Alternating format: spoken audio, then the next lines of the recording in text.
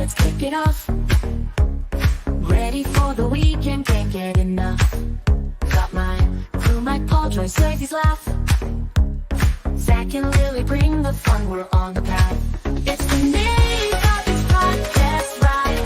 Electronic beats and friends by my side. Gaming news and tales we'll share. No better way to start a weekend fair. Turn it up, volume high. Nintendo vibes, flying sky. Press play, let's dive in deep. Catching all the secrets we keep. It's the Nintopics podcast ride. Electronic beats and friends by my side. Gaming news and tales we'll share. No better way to start a weekend flair.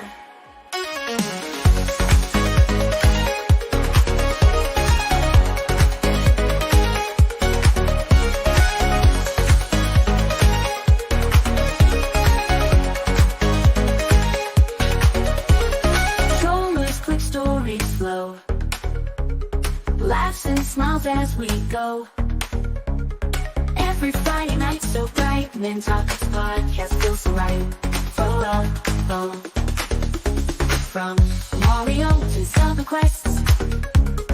Talking all the games we love the best. Choices, insights, Zach's big grin. Lily's got the news, let's begin. It's the Nintopics podcast ride. Electronic beats and friends by my side. Gaming news and tales we'll share. No better way to start a weekend flair.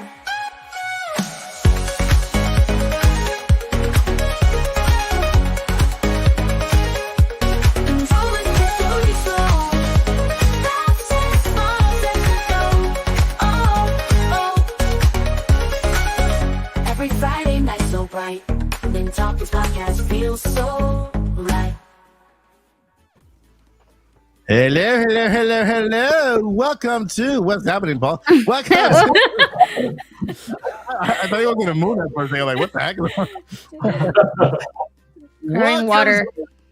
The Nintopics podcast. We are live. It's time, my friends. You guys are here. Welcome. I had some music planned, but I can't hear it. You guys can't hear it either, right? We can only hear the background music, Okay, like so the regular Mario beats. And I think this is the music I was going for. Can it's hype night? 1, 2, 3, 4, 5, 6, 7, 8. 1, 2, 3, 4. 1, 2, 3, 4.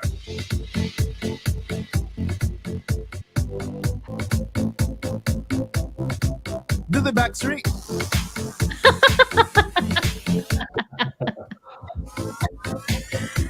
What's that? Yep. That's the Backstreet Boys dance.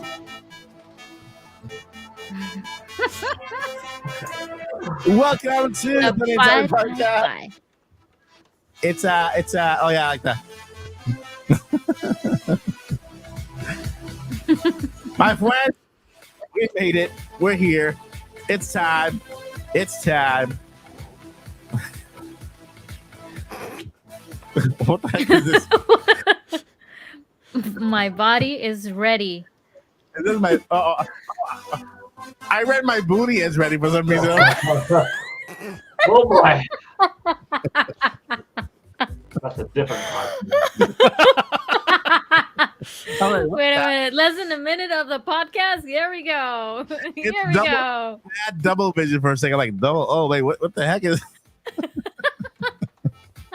All right. Welcome, friends, to the Nintopics podcast. You have made it. Let me tell you something. I got to give it up to you because you have made it to the end of the week. And not only to the end of the week, but you made it to the place where you can end the week the best way and start your weekend on a positive note with the Nintopics podcast crew as we talk about Nintendo games and all that fun stuff. And so the crew, okay, talking about the crew, let me go ahead and start with Zach, the haircut attack. What's up, Zach? That's me. What up, everybody? Happy Friday. So glad to be here. I missed y'all last week, but, Mike was fighting Poseidon I was and crocodiles and sharks. Sharknadoes. Oh my. One of the best movies ever made. But no, I am doing well. Probably going to watch Sharknado this weekend now because it's been too long. And I have been playing a little bit of Among Us on my phone to pass the time. I'm pretty sure you're gonna go watch that movie, right? When it comes out, the Among Us movie. Oh yeah. Yeah, man. Suspicious. It's just so suspicious. Yeah, it's basically what the thing. Yeah, the thing. I'm gonna go to this corner right here over to Paul's not here today. I have to guys give you a shout out to Paul because today we have we got Chuck Norris in the house. What's up, Chuck? Replacement. Chuck Norris. Paul didn't make the day, so it's me, Chuck Norris. I might sound like him, but not quite. But it's an honor to be here in his presence. I've learned everything from Paul. Yeah, a good week. It's getting cold here. It's cold. What's cold in California? It's been getting cooler here, but windy. It has been windy. I just got out of the pool right before the podcast started, and I'm like, you know what? My regular swimming for the year is probably getting close to an end. The water was 59, 60. That's getting a little bit cold for me to swim in, other than a quick dip. I could still handle that. So I might still be going into the pool in November, December, but like swimming laps, 60, 59, it's getting cold. But anyhow, game-wise, this week I've been playing the Metal Gear Solid collection. Nice. I played the games, as they originally came out, except for the non-NES Metal Gear. So I'm going through a couple of those, Metal Gear and Metal Gear 2, which are new experiences for me, unless if I dabbled into it briefly in the past. But like I played the original NES Metal Gear and then Solid 1, 2, 3 up through 4 and 5. But I got the collection on GameCube, and it's been fun, going through playing them again. I haven't picked one to just let me just sink my teeth into this one and then go for the next 20 hours. But I think I might do so chronologically. So I think I'll go 3, 1, 2. But that's what I've been playing this week anyhow, and a little bit of Echoes of Wisdom. I kind of fell behind on progressing just because last week work-wise was so busy, and then this week I got a little, kind of in a Metal Gear mood, but I definitely plan on beating Zelda soon as I'm closer and still loving it for what it's worth. But yeah, good week. That's awesome. That's awesome sauce. And moving up to the to neighbor here, my neighbor over here. Like a good neighbor, Lily is there. Hello, everybody. Welcome to another Nintopics podcast. We made it to Friday, and I'm so happy. Even though it was a short week for me because Monday was a Thanksgiving, by the way. So it was a holiday. Yeah, in Canada, we celebrate in October. So you already ate turkey? No, that's the thing. Like, I live in Canada, but I'm Mexican, so we don't really celebrate Thanksgiving. I have to be honest with you. Yeah. However, that being said, of course, if I get invited by my friends and they have a dinner in Turkey, no one can say no to food, right? Especially if it's good food. Yeah. Right? So, but no, unfortunately not this year. So probably next year. So yeah, it has been it was a shorter week, but I mean, hectic at work basically all the time. And in terms of, and by the way, Paul, if you were saying that it's getting cold, like I really miss the weather from California. You have no idea. Like here, just to put you in perspective, it's going to get as low as minus 20 Celsius. That's minus 4 Fahrenheit. That's how cold it gets here. And I'm not even at the coldest area, okay? There's Winnipeg, which is also known as Winterpeg. So, yeah, it gets very cold. And the other thing is that the winter it does last for sometimes even 4.5 months. So it really depends, like, where you are in Canada. But yeah, like sometimes it's even 4 months of just pure white outside. And That's crazy. yeah, it's crazy, but I'm not looking forward to it. But I kind of got used to it, I guess. But yeah, and video game wise, like I've been playing Oracle of Seasons. Those are the two games that I have never completed or beaten, and ever since because I wasn't a Game Boy kid growing up. Like I've never actually owned a Game Boy, so I'm playing through Seasons right now, and I'm gonna play a little bit of Echoes of Wisdom tomorrow because I do want to get 100% on the game. I have already rolled credits on it. Amazing game, by the way. But that's pretty much it in terms of video games. Yeah, I think that's been my entire week. Pretty cool. Pretty cool. So now I know that on October I have to take a trip to Canada, have Thanksgiving there. They come back here. Yeah, and then November. The classic Thanksgiving double dip. Yeah, of course, it makes sense. Double By dip the for way, sure. Yeah, go ahead, Paul. What is the temperature outside right now that I'm saying is cold? 72. Probably right now. Well, it's not that cold. That's what my California cold is. It's 72. Right now for me. 72. Okay. 72. Cupertino 71. Yeah. So And then we have here cold, where I live is 70. 70. Right now it is 53, and it's going to get down to 39 for me tonight. So right now it's 46.4. Expect cold showers in the night. So it's 46. I don't know Fahrenheit. 47? I'm sorry. It's 8 degrees Celsius, so it's 46. That's what I'm saying here. I'm not sure. Again, I don't know how much chilly. that is, and yeah, it's not that chilly if you will think, but yeah, it's getting colder. Yep. It's crazy cupcakes. Anyway, I want to welcome everyone who is here tonight. We already have 100 viewers by the time of 11 minutes into the podcast. Guys, guess what? We got a big topic tonight to talk about. It is crazy.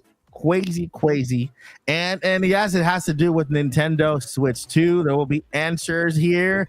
A lot of people out there are just, there's a piece of the rumor that is for some people too out there, right? And I'm going to prove you guys that this piece of the rumor could actually be extremely fun. I know Paul already thinks it's already fun because Paul finds everything in Nintendo super incredibly fun. But I'm going to tell you, this is going to be super fun. All right. And it's wait a minute. How many players can you play at Mario Kart and still make it fun? Some people don't even like the 4-player one. They don't even like the screen we have now, right? People, I guess they just want the screen all to themselves. You know, I don't know. But we got some things to talk about tonight, and I'm going to show you once we get to that point why it does work, and it's gonna be fun. I mean, we play F-Zero 99 with 99 players. It's super chaotic and super fun too. So without further ado, what you guys came here to, let's talk about what just dropped today. We had other topics. The crew knows we had other topics for tonight, but because this is dropping in our lap, we're gonna take it over, and then it's gonna be just that. Recap. Well, we were going to talk about Super Nintendo World opening in May. Okay. Yay. May. And well, I guess that what we're talking about today could be connected to that as well. So Super Nintendo World opening in May, we'll leave that to next week because I have a lot of details I want to go over about that, including things that I found out behind the scenes that are going to be super exciting. And then the other thing we want to talk about is we're going to dab just a little bit into the Pokemon League thing, not too much thing, just the morality about it, right? The how to cover that, what to talk about, what not to talk about. And just to, because I know I had a lot of people asking if I was going to cover that on the channel. I'm not going to cover that. I decided not to even speak about it because it hurts Game Freak. I don't think it's, having the game out there, ZA out there in PC form is not a good thing for them, because who wants to have an unfinished game or out there already like a version of it, right? So we'll talk about that next week. Unless, well, if this, it all depends. If it will depend. If what we talk about today comes to pass, then forget. Not next week. It's gonna be probably next year. We'll wait for next year. Because the people of the podcast will be all breaking down the trailer. But all right, let's get into the news, guys. Let's get into the news. All right, so today, before the podcast, about an hour before we started, we got some news dropping about current Nintendo Switch 2 information. Okay, and it's very, very good information, right? For some, it might be too good to be true. We already got the official reveal from Nintendo, though. It's an alarm clock, I thought. Oh yeah. That one, yeah. For sure. I'm mad at Nintendo. They sent me the alarm clock very late, okay, and literally a clock. They sent me a clock late. All right, I was one of the first one to pre-order, and I just got the box today. None pun intended. No pun intended. So, for real. Let me go ahead and highlight right here real quick. Boo Mini, 4 months. Thank you, Boo Mini, for your support. I love this channel. You are such an awesome people. Thank you, Mike, for these wonderful videos and podcasts. Great community here. Thank you, Boo Mini, for being such an amazing part of the community and for all supporting the podcast and all of us here. You are awesome. And of course, Boo Mini with her gift of 1 membership. Thank you, Boo Mini, for that membership. And Boo Mini. Joycey got the membership, by the way. Hey, Joycey did? Yeah, she did. So we're here. Ooh, Merry Christmas. There we go. By the way, shout out to Joycey J. We miss you already. We hope everything's fine. Yeah. We miss you. We do. You can hop in at any moment. If you're feeling better, you can hop in at any moment, okay? So we got membership here. Thank you so much, Bumini. And congratulations to Joycey J from Hyrule for claiming the membership. All right. Yep. So we're talking about Switch 2. What happened was that,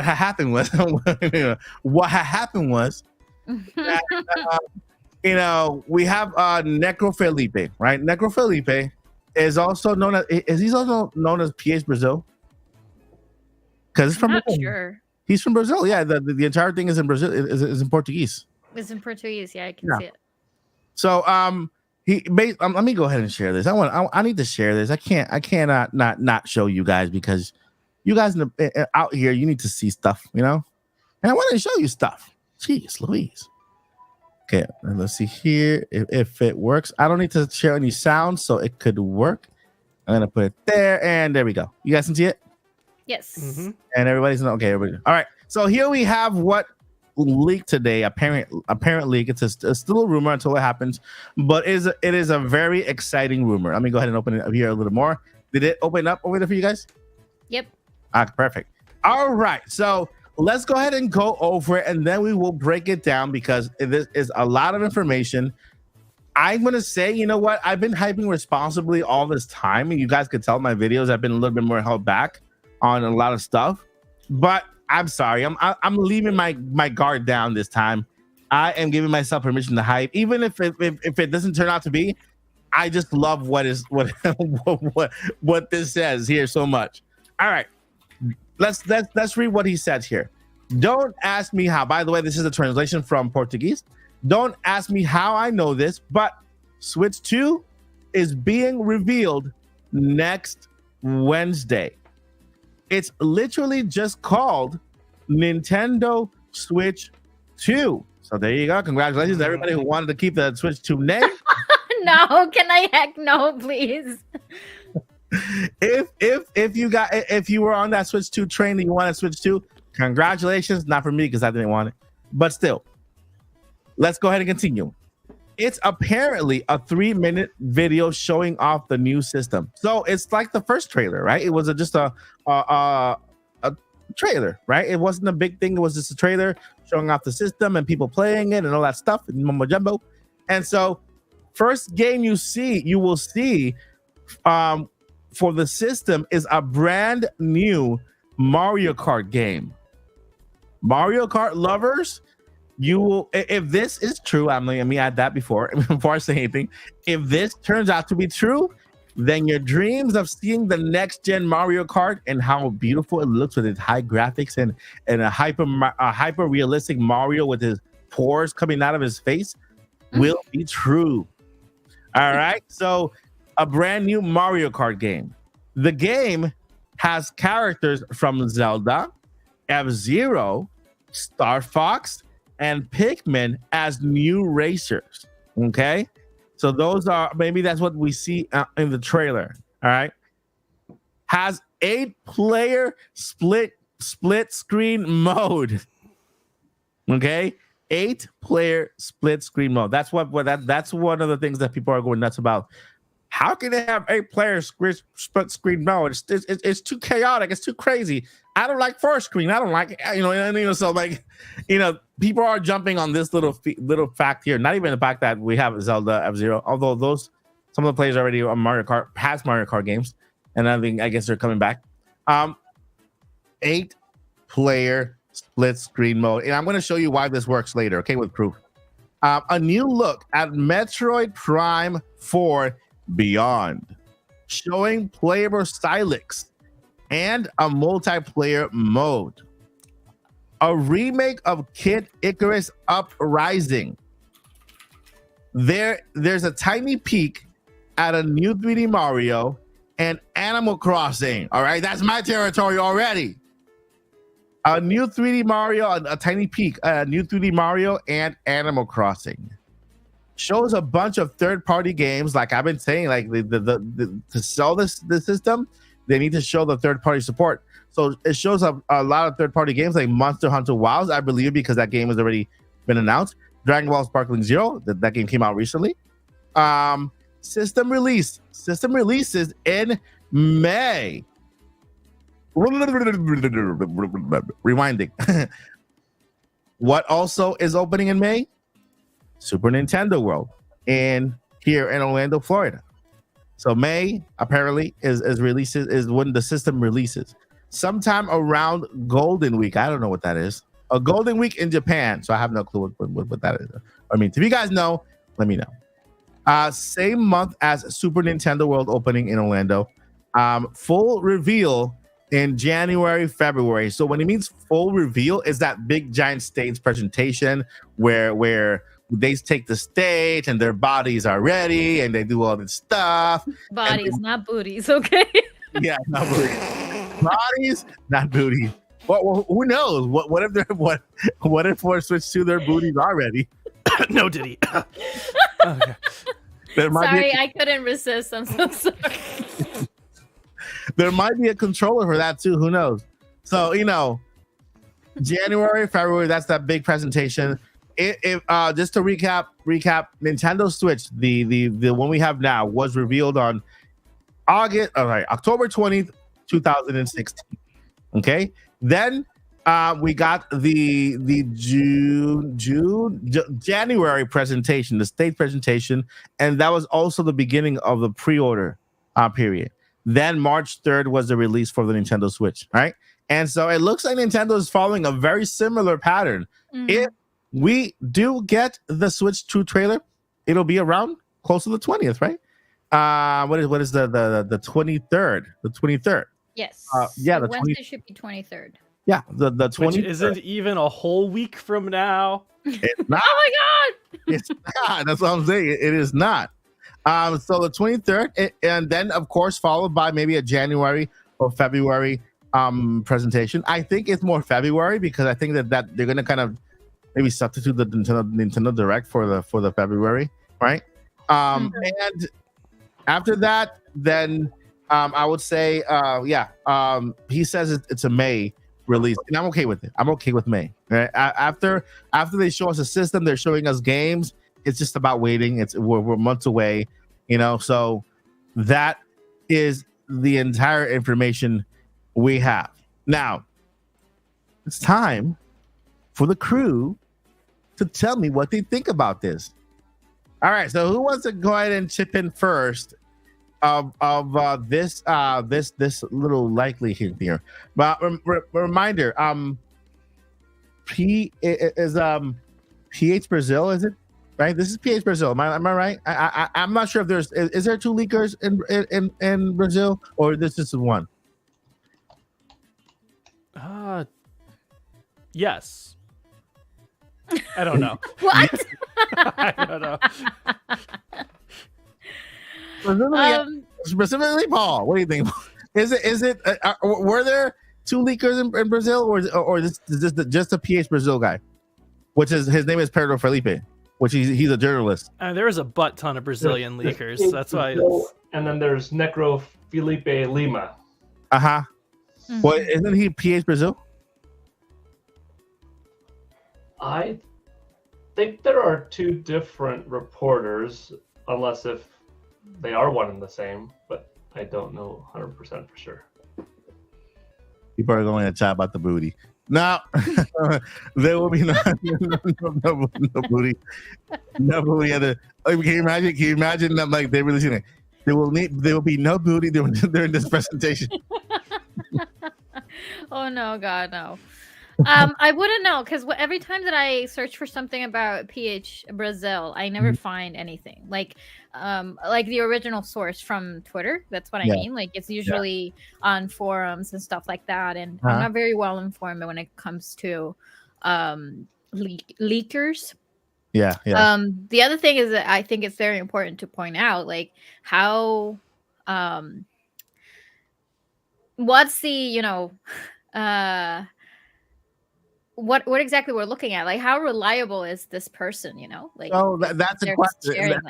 That's what I want to find out, if it's PS Brazil, if they're the same person, because if it's PS Brazil, he was the guy who actually talked about the Nintendo Direct being in August. He was the first one who mentioned that the Switch 2 was delayed to 2025. He also mentioned the Dune Direct. He also mentioned he said that towards the end of March there will be a partner an Indie World, but it was actually pushed to April. So when it comes to the Indie World coming next, he was correct on that one. He was 100% correct on the Direct in August, when everybody was, I think he was like the only one literally on that train. August Direct. And people were like, wait, August Direct? When? And then Nintendo gave us that Museum Direct. Oh yeah, he got it right. And then like, nope, that's not it. There's still some more. Like, what?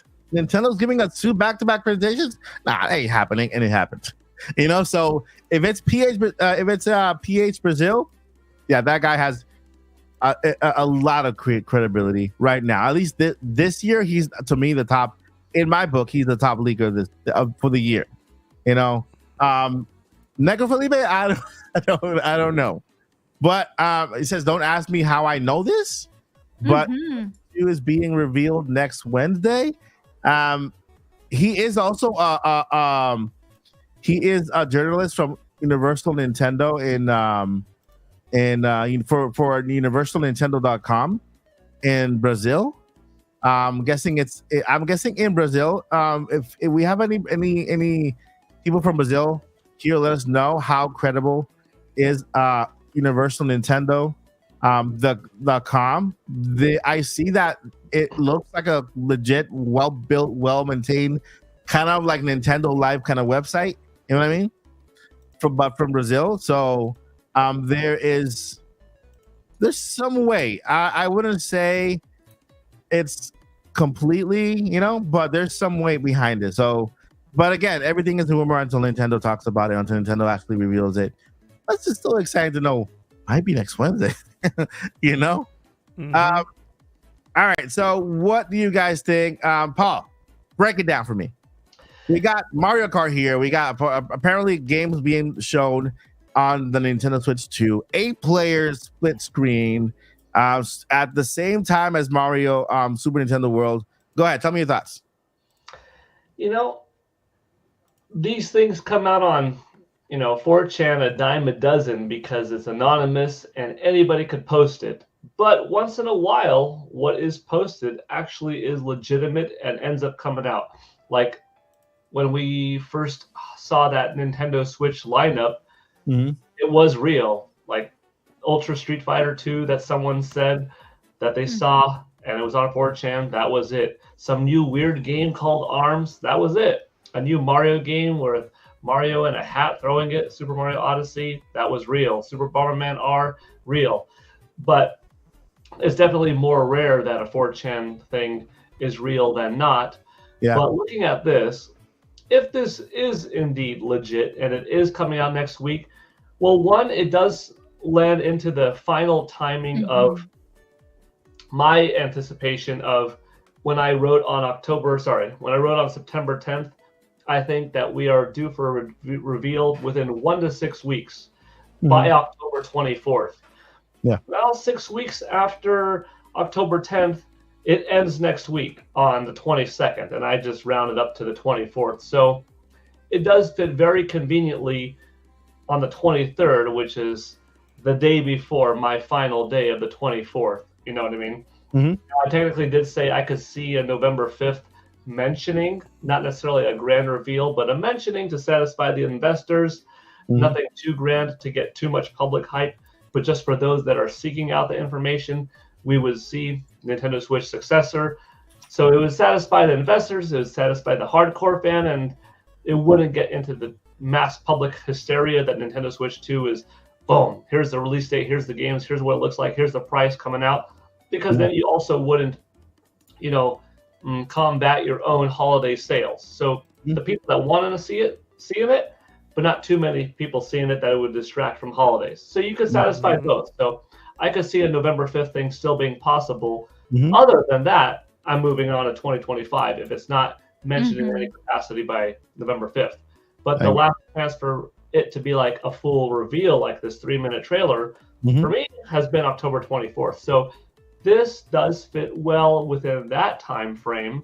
If it's legit, 3 minutes sounds accurate. Like when I received my heads up of a Nintendo Switch successor trailer-like commercial having been filmed recently, when Alarmo was shown off, there was a little part of me that thought, I wonder if some wires were crossed and that what was filmed and we actually never talked about this last week because Alarmo was shown off that day, and I got hit with a decent amount of DMs and public questions of like, what you heard could it have been Alarmo? And I said, there's a possibility because the timing is well, and like since I didn't see it myself, I could never have said, like, I wouldn't have mistaken if I saw the commercial an alarm clock or a console, even if the screen was off on Alarmo, I would be like, dude, that's something else. You know what I mean?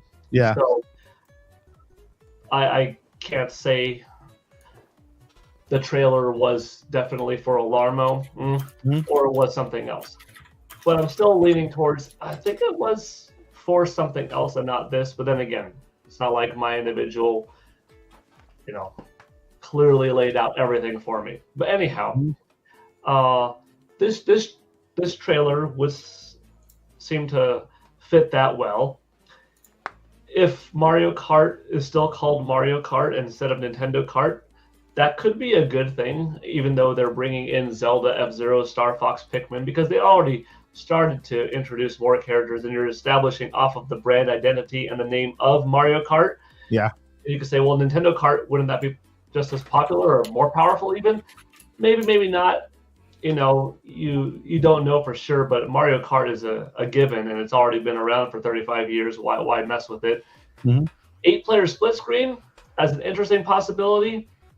I don't want to do it on my TV, but I'm sure someone out there, if they want, they could get a very thin piece of tape, put it on their TV, and see what does truly on their 65-inch unit, their 52-inch unit, 8 rectangles look like.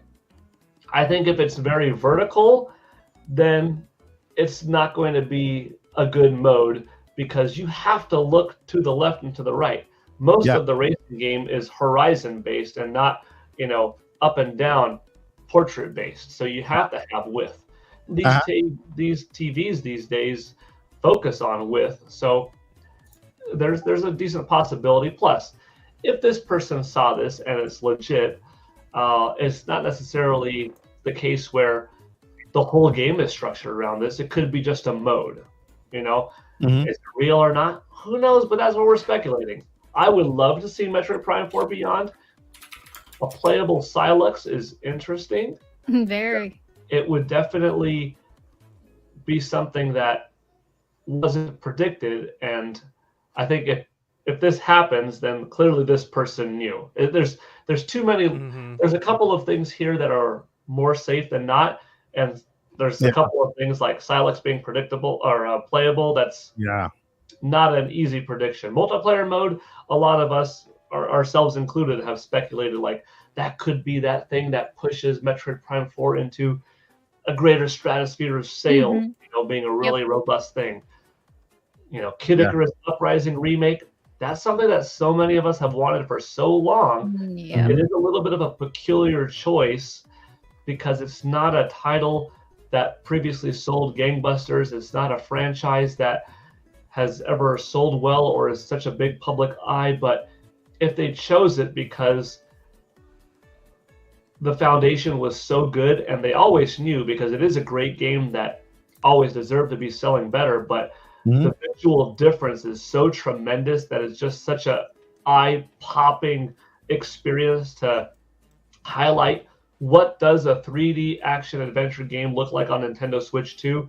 Here's what you could expect from the next few years. This is fast, furious gameplay that, look at the past reviews, it's outstanding, but now it looks jaw-dropping. Could that be why they decided to choose this, if it is the case? Little Maybe, peek at 3D Mario and Animal Crossing?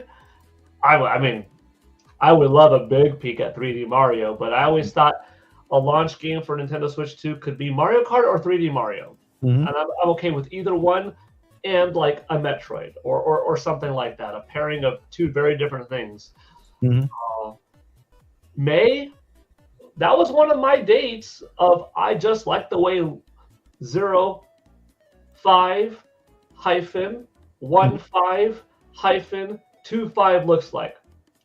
May 15th, 2025. It just looks cool. 051525. And on the Monster Hunter Wilds and Dragon Ball Sparking Zero, we'll see. I don't know. Is it a guarantee for next week? No, but when we got Dr. Shirkan Toto a day or two ago randomly saying Switch 2, Mhm. and now a random post, but then somebody who we do know reposting that random post, because like Necro Felipe Lima did not put this up, nor did PH Brazil put it up, but commenting on it, reposting it. Do they like it? Do they like it for any more reason than not? Yeah. I have my own reason why I, remain somewhat skeptical, but there is something about it that I'll say does help possibly for Team 2024 likelihood. A little bit. Yeah. I know that was a lot, but like. No, but I mean it's good. It's a good sum up. And I agree that if they do not reveal the system, I think this month or maybe the first week of November. Yeah, I don't think we're going to see it this year. Probably January, February, because May release. 6 months. Well, it's weird. The May release is weird because I would say 6 months from reveal to release. That will put October to March. That's 6 months. But from May to May, it'll be a little longer. So yeah. What do you think, Lily? What are your thoughts? So I do have a question for you, Paul, now that you're the numbers guy. And also talking about the Golden Week that you just mentioned there, Mike. Historically, have we ever seen Nintendo releasing a console around that time?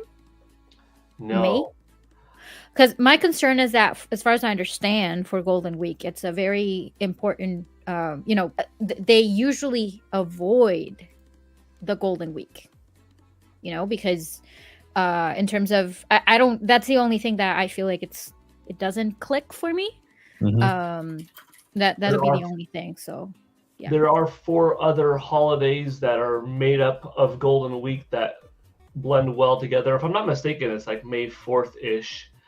I don't know if it has a designated date or time, but like if it's a designated date or like the first Tuesday through Tuesday, you know what I mean? Yeah. In North America, the date's always changing, whereas Christmas and is always right. The only one I remember in Golden Week is it's like their Constitution Day or something. So I would think that is on a specific day every year, and that dictates when the other ones fall potentially. But yeah, so because I forget what they all are besides that, but it's basically, Paul said it in passing, it's 4 holidays in a 1 week span. Wow. Yeah. And that's the thing, like there's a lot of vacation and traveling throughout that week. That's what I understand for Golden Week. And that's why of course they because Nintendo being a Japanese company, they always try to stay away from the Golden Week, and that's my concern. Like the May doesn't really click on, with me. I mean, Japanese Hanukkah. Well, if anybody listening or watching this and you're Japanese, let us know. Like we don't know culturally wise, so we don't know, and we would love to know, right? But let's say sometime around Golden Week, so it could be the week before, a week after, or after. Yeah, absolutely. I agree. In terms of what I think, if this is real or not, if this could happen, I mean, we have been saying and speculating and talking about this for many podcasts. Many. Yeah. And we were kind of hoping for October. So we have talked about this, and if that happens, if it's going to be October, it does make sense for it to be next Wednesday. Like it does, it really does. And we know Nintendo doesn't really announce this like a week before or a couple of days before. They actually announce these certain things like one day before that. Like most likely we're gonna be Tuesday the 22nd with a tweet at 7 a.m. in the morning saying, hey, tune in for tomorrow's or night. Yeah, that's usually the way it is, right? So that's a possibility. I do agree with Paul with certain things that are kind of have flags that tells us that this could be true, but we don't know. We wouldn't be able to know, right? The other thing, the source is very, I'm not saying about where you got this from or where we got it from, like Necro Felipe. It doesn't seem to be there's no reason for him to be sharing this if he wouldn't believe in it. And if you just try to translate whatever he tweeted, he's pretty much sharing this and saying, I don't see why this wouldn't happen. Like I see it's a likelihood that it's going to happen, but he's not confirming anything, nor he's giving us the actual source. He's only saying, I have seen this circulating on the internet, but if you try to search for it, I think it's a little bit too early for us to find it. So that's why it kind of, he's not really confirming this. I only saw another tweet with just essentially the same thing. It's just the same screen cap, and that's it, like nothing more. But I mean, whoever posted this originally, it could be that they're covering everything around it, right? Because that person wouldn't like to be traced back, right? If that person is really giving confidential information in this case, because that's not the way it should be. But then again, it has always been like this, like leakers or rumors and stuff like that. That's how they work. But yeah, I mean, don't take this as a 100% true. Of course, it's a rumor. We are just sharing, of course, what we have seen, what we know, what we believe is going to happen. But nonetheless, we're not confirming anything. But I mean, we're a news outlet, so we report the news that's out here and give you guys our thoughts on it, right? We give you our 2 cents. Not that our 2 cents hold 100% weight, but we just talk about it. And so, yeah. For Lilly and for everybody watching, I had this prepared, but I had to scroll back because when I posted it was August 14th. So it took me a second. May, January, and December are the only months in which Nintendo has never released hardware. Wow. Okay. November, they've done it 10 times. October, 6. March 4 times, June 4, July 3, September 3, February, April, and August 1, 1, 1. So in terms of likelihood, the most common month that Nintendo has ever released hardware is by far November at 10. And then it goes October 6. And then, like I said, some 4s, some 3s, and some 1s. So I don't think you're going to get new hardware in December, so I'm taking that out. We're not going to get into 2 months. Sure. January, not going to happen either.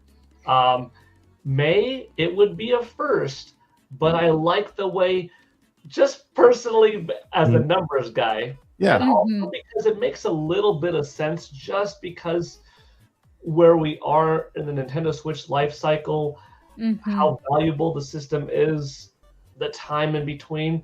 It would be a first for May, but 051525 is marketable. Whether that fits Nintendo's schedule or not, they always got to look at the quarter and the quarter sales. Starting a quarter off well, ending it well, looking at the short term, but more importantly, looking at the long term, never cutting off something premature, but never rushing something to market. Are third parties ready at that time on board? Are they ready with their software? So, yeah, if like Mike said too, if it doesn't get shown off early, November 5th, I think let's move on to next year, February or March reveal. And then we're going to get this thing in like September or November. And it's going to be a very different thing than what most people thought. But I think it's not possible. But I still think that within that 6 weeks of September 10th is still a decent chance. Yeah. And I do have a question about this. It says it's apparently a 3-minute video showing off the system. Are we talking about just the Nintendo Switch 2, or are we talking about the entire showcase? Because we have a list. It's a trailer. No, it's a trailer, and within the trailer, if you look at the first trailer for Switch, it's just a regular trailer. And like they showed playing Breath of the Wild. That's the first thing And then throughout that trailer, we saw a couple of other games, depending on that scenario they were playing out. Like Mario Kart was there, I think. Mario Odyssey. Mario Odyssey was there, but it came out later on in the year. So, I think that's what they're referring to. That it's mostly a trailer showing you the system, how it's going to be played, the new features, and all in a trailer compact way, with the new games, showing the new graphics and all that stuff. So. Right. Okay. Got it. Yeah. So I think this is a trailer breakdown here. That's what it looks like. That's what it sounds like to that me. Makes more sense. Yeah. That's true. But I mean, I love for this to be true, of course. And also, it's just give us something. That's it. Like we know it's happening. It's coming. We don't know when. And it's okay if you don't even give us, like, we wouldn't be mad if we don't know like an actual release date or release window or anything. But at least we know we have seen it already. We know it's coming. Like the anticipation is just killing us right now. So, yeah. So what do you think, Zach? So I've been doing a lot of Googling. During this conversation about Necrofelipe, and basically I did a custom Google search that only searched results up until last week, so that way we wouldn't get, because if you search Necrofelipe now, you're just getting all of this Switch news. So I made the search go up until last week only, so that way we wouldn't have any of this stuff clocking it. And I was going through a lot of articles, and there's 2 specifically that I feel like can confirm this a little more. And then there's one that can confirm this a little more. And then there's one that can throw a little more water on it. And so way back in February, Nate the Hate, I think, he said that the Switch 2 would be revealed in March. That would be the reveal month for the Switch 2. And then Necrofelipe said, I can corroborate independently on Nate's claim of March as the reveal month for the Switch 2. And so at the beginning of the year, he said it was going to get revealed in March. He was like, it's going to get revealed next month. So that right there goes against what he's saying now. Of course, things can change, but he was already wrong about the Switch 2 reveal once. Yeah. He's not saying this. He's just sharing it and kind of saying like, oh, this could be true. No, he said he can independently corroborate that what Nate said. No, I'm talking about this post, the white post here, the trailer breakdown. Oh, I see what you're saying. Isn't this from him? No, this is he's sharing it and saying this could be a possibility, like this could happen. Mm-hmm. If you put that tweet into like Google Translate, that's what it says. Like, he's just saying like, I see this potentially happening. No, for sure. I'm just saying he's been wrong before, so having him sharing this doesn't put too much credibility behind it. However, and I know, Mike, you actually have the supposed specs for the Switch 2. Yeah. He was the first person to release some specs saying that it was going to have 12 gigs of RAM, 12 or 16 gigs of RAM, an 8-inch display, 1080p, 60 refresh rate, either internal storage of 256 and 512, 3D NAND, and that he said that it would have an 8-core A7 8C CPU. And so if that information is correct, because again, this is from January, then that puts a little more credibility behind it now, because this is the first person to give those specific specs. And so I don't have the specs with me offhand, but that sounds like what we talked about. And so, I'm really coin tossed on this. Yeah, I think that those specs have been out. Those specs have been rumored since 2023, though. So the 8-inch display, the 12 gigabytes of RAM, all that stuff has been since 2023. And the March, I think we were all wrong. we were. I was on the March train too. There were many people saying that it was going to be revealed in March. We were all expecting March, and the one who mentioned at the beginning that it was not coming in March, that it was coming in 2025 was PH Brazil. That was the first guy who mentioned. No March. There was an internal delay that we'll never know about if it's true or not. But we know that it's true that it's not coming in 2024, but 2025. But yeah, I now confirmed that Neko Felipe and PH Brazil are not the same people, not the same person. They're two different journalists. But yeah, man, great points. I'm going to show you guys that 8 split screen playing can work. You know how I'm going to show you? Tape on your TV. Tape on my TV. No, I'm actually going to show you an 8-screen split of a gameplay. I have it here. I like it for your wife to come home. What do you mean I have it here? Take a look at this. Take a look. I got it. I tell you, I got it here. All right, there. All right, everybody's there, and that is 8 screen. There.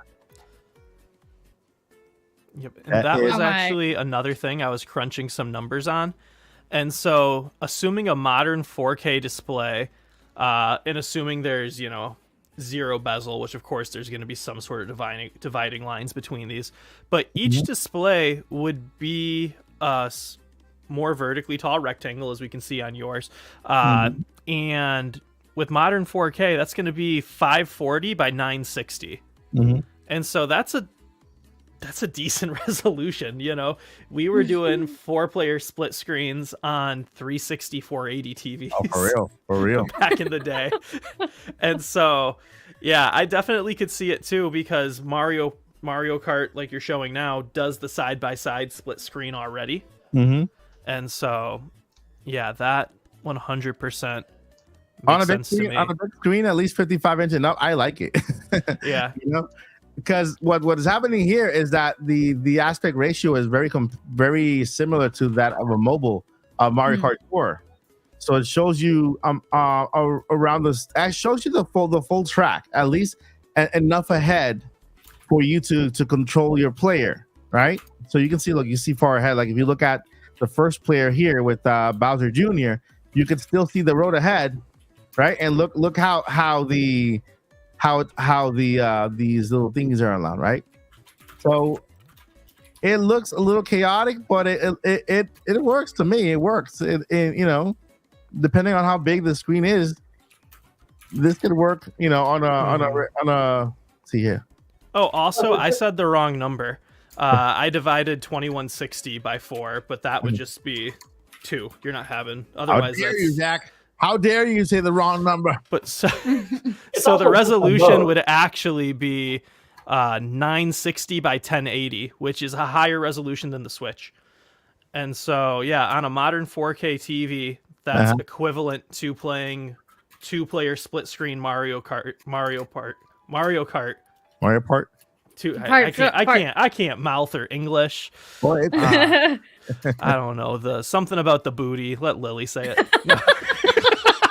For real. But yeah, so each one of those displays would be a higher resolution than the Switch.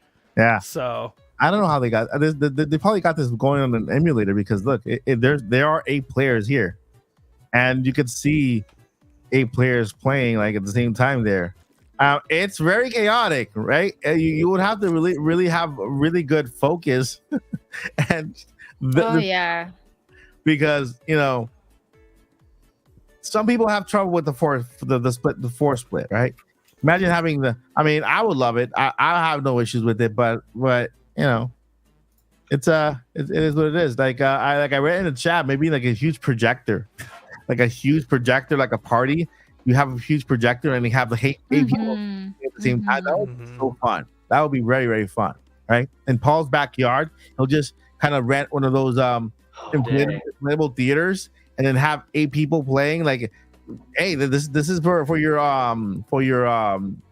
Hallapalooza next year. Hallapalooza. Yeah. I have a projector. I have a screen. There you go. So for your next birthday, it is for the backyard. It's not. I mean, the screen's not big enough to be giant, but that would be super cool. Like to get like a blow up drive-in theater size screen. Yeah. You know? Yeah. Oh my god. For real. And you know for sure that if they do add that 8 player multiplayer thing, then Nintendo will probably have that. In a Nintendo Live, they'll have like a huge screen and have 8 people playing at the same time, and it's gonna be like a fun thing, kind of like seeing all that chaos happening at the same time. I'm just thinking. You go, Paul. The reason why I like the Mario Kart thing is, I mean, whether or not I utilize it or not, I'm sure I will. I'm sure I will try out 8-player Mario Kart, but whether or not it's a feature, my favorite way to play, the best function in my household to do it. The reason why I do like it is it does show off the technical prowess of the Nintendo Switch 2 and how it's capable of handling graphics that will probably in that mode look a little bit better than Mario Kart 8 Deluxe. But you know, with 8 people happening at the same time, and then kind of like Mario Kart 8 on Wii U and then on Nintendo Switch, the graphics and the resolution and the frame rate, they just slowly go lower and lower the more and more playing. You know what I mean? Like it goes from 1080 60 to 1080 30 to 930 to 720 30, like, or you know, whatever the thing is as it goes down with the more and more people playing. But like here, if you're looking at, you could play with better looking visuals, lighting, shades, polygon count, etc., with 8 at the same time. That is something to differentiate just how much of an improvement this system is over the last, which honestly would be more impressive in a way than what PlayStation 5 was able to show off over PS4, Xbox Series X over Xbox One, because this is a bigger leap in terms of what we're going to see, whether or not the raw power is bigger or not of a difference. What we're going to see is a bigger improvement with Nintendo Switch to Nintendo Switch 2. That leap is going to be more considerable of a jump. So the more kind of wow moments, like, whoa, I never could have done that on Nintendo Switch, and it looks better. And when it's being played in single player mode, it's just of a higher resolution at that point, probably, as has been the trend. I like it because it is that one thing that would distinguish itself. In that trailer, having that rooftop party or that backyard party, I'm starting to see a little bit of a vision in, gosh, here's a projector, or here's a big old TV screen, and here's a bunch of people, and whether you like it or not, hey, you don't have to play an 8-player split screen mode, right? But the fact that if it's there, it is a cool, new, different thing, and that's the point, especially if they just call it Nintendo Switch 2 and not a fancy name. How do we make that 2 mean something? And it's not just iterative. It's not just a little thing. This is 2. This is super without calling it super. Yeah. I have a question, Paul. Could you see... this isn't really a numbers question, but it just feels like a Paul question. With Nintendo's kind of been changing their approach under new leadership and whatnot, and being more almost market driven, especially like if it's the Switch 2, that's like the standard market type name because that would have the best SEO and like just carry over and what the other guys have done. Could you see potentially with the success of Mario Kart Tour being able to like, oh, you have more than 4 people playing, and then like you're able to connect with your phone since those are vertical and play Mario Kart Tour style you're connected via your phone and you're just looking at your one screen on the phone, but it's like showing up there. Yeah. Could you see that, like using the phone as a controller for something like this? Definitely. I mean, old Nintendo was very closed with what they did, and that's no shade. They were very protective of their IP, of their technology, of every developer, and that's fine, but going a little bit dabbling into that smartphone market and whatnot, I think Mario Kart Tour, I don't remember the last sales update, but the last number of download total, I think was like 200 million? 200 million free downloads. Now, that's not necessarily active people, but there are at least 200 million people that have downloaded Mario Kart Tour. So in some capacity, there's a fifth of a billion people that were interested enough in the franchise that are playing it in this vertical mode before Nintendo offered a horizontal mode, which is an update that came later by some months, if I'm not mistaken. So there's a potential other audience that, yeah, you can't play Mario Kart 11 or 10 or 9, whatever this one's called, completely on your own on your smartphone, but using it as a controller, yeah. I mean, look what they did with everybody's 1-2 switch, right? You could use your smartphone. So there's a little bit of a sign pointing towards, yeah. I have another sign that this could be true. It's that the newest Mario Party Jamboree takes up to 8 players compared to the max 4 players from the previous Mario Party. So you can play up to 8 players on Mario Party Jamboree, and if Mario Party Jamboree is technically a dual release Switch 1, Switch 2 game, that game could already be Switch 2 ready. So when playing Mario Party 3, I know you could still pair 8 controllers now for the Nintendo Switch, but it makes more sense with it being 8 players versus the 4 player for the previous games. So that also lends a little bit of weight up to the 8 player extravaganza. Yeah. And just a reminder, guys, if you have any questions, you can go ahead and super chat any question not to be part of the conversation, or still send in your question. We will start it, and during our Q&A time, we will answer all of your questions here on the podcast. So don't forget, if you have any questions, go ahead and send your question your way. and one of our crew will start your question, and we can go ahead and read it towards the end of the podcast. Something that was kind of funny that I was seeing in the chat was that who could ever like have 8 people playing one game? I'm like, what? You don't have any friends? Like that's the way we used to play back in the day. You just invite them over. That's how you play with that 8 people at once. Like, yeah, I remember used to when I was a kid playing hide and seek with my friends. We were like 12 kids, and one of us were it would go, and then they all used to, because where I used to live, there was these 3 buildings, right? There was like this big road that goes like this, and it had one building on one side, up the street another building, and up the street another building. So it's like 3 buildings side by side, apartments, right? And so we all lived spread out, and that was our entire area to hide. So imagine how long it took us to find each other playing hide and seek with 12 kids. So, and that was the best. I'm a Toys R Us kid.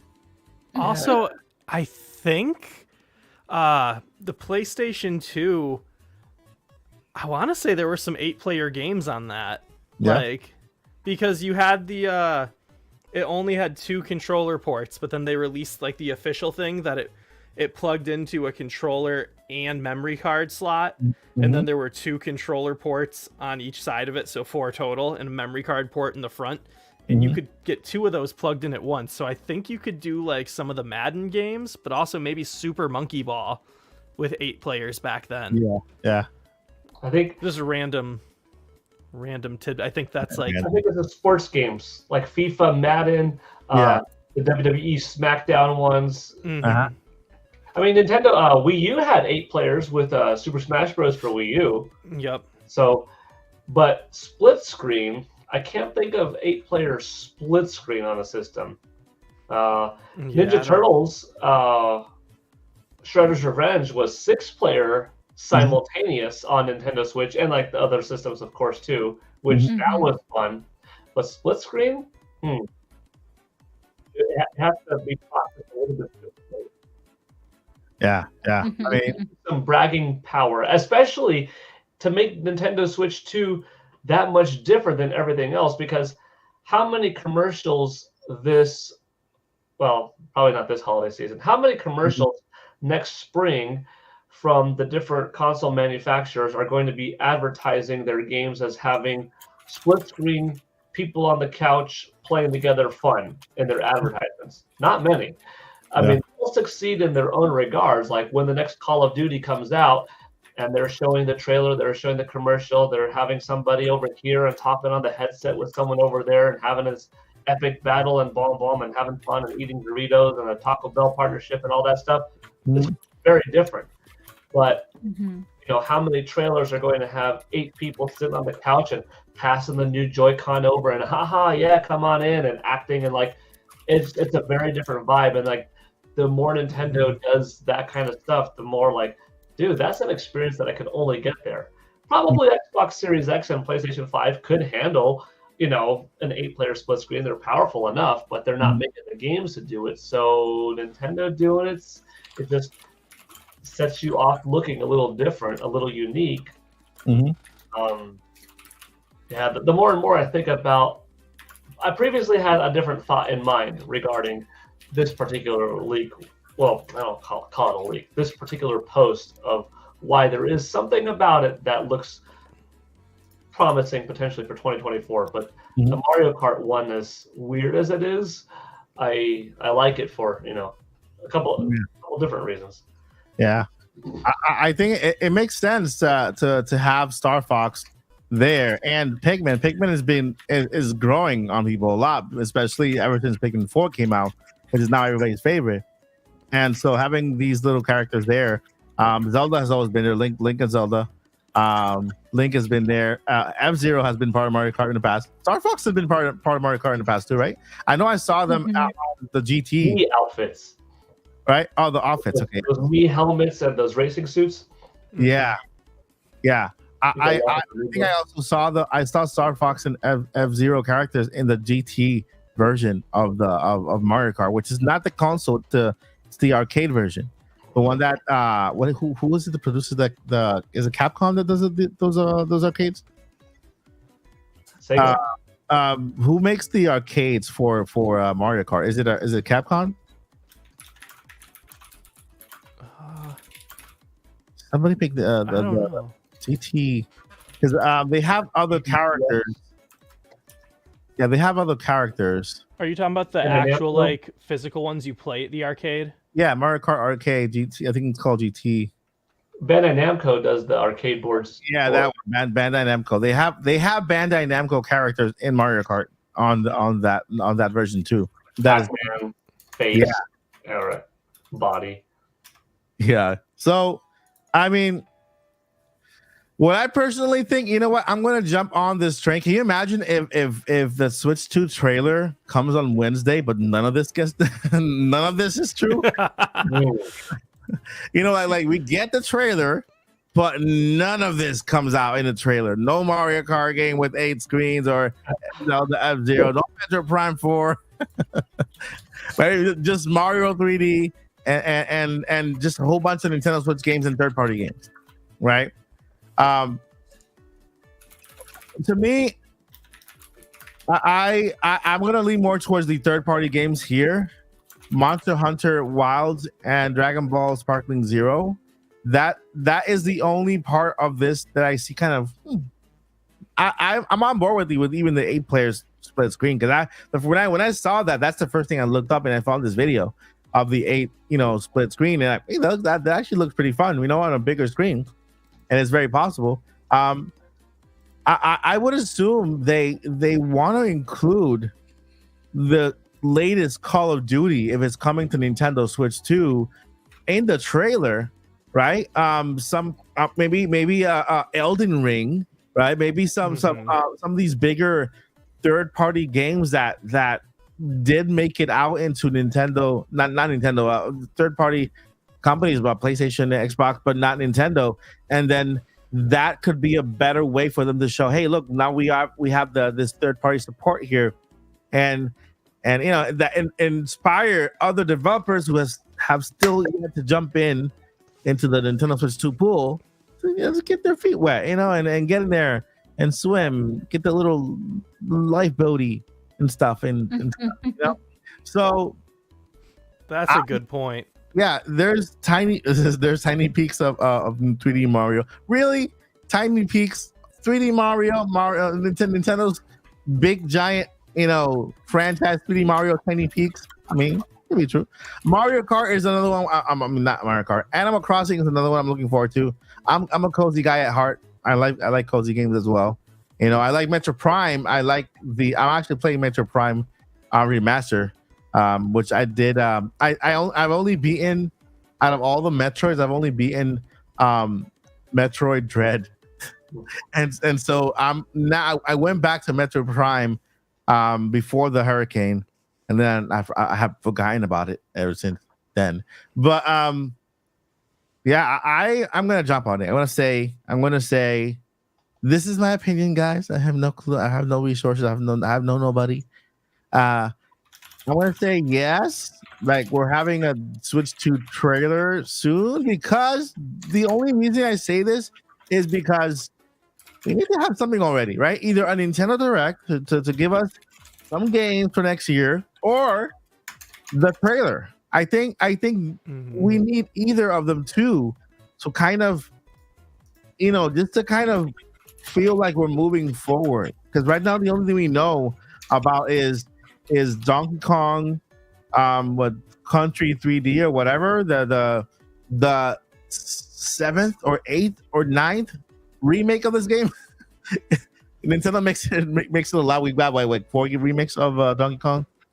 But I wouldn't want to think that Nintendo's giving us another like the beginning of the year. You know how they gave us no Nintendo Directs until June, and so everyone's like, well, what's happening? What's happening in the second half of the year? I don't want to think that Nintendo's doing this again to us. Like we're having nothing. No Nintendo Direct in the fall season. We had the partner showcase in Indie World, and that's it. And no Nintendo Direct until February, right? And then the reveal in March, maybe, right? And then the release in 2028. I don't know. So I'm just being a troll. Because we got people that no, I don't see Nintendo Switch 2 coming out until 2028. Oh, okay. Good luck. Good luck with that. You have completely won me over. Like I said, I was on the fence. There was stuff I could see for this and stuff I could see against this. But yeah, the lack of Call of Duty and other non-Nintendo third parties. Nintendo already had Dragon Ball fighting games. Nintendo already has Monster Hunter. Yep. And so the fact that there's all of these devs supposedly super working on Switch 2 stuff already, and we know that the next, Call of Duty is going, when the Switch 2 comes out, we're going to get the newest Call of Duty on it. That's what Xbox has told us.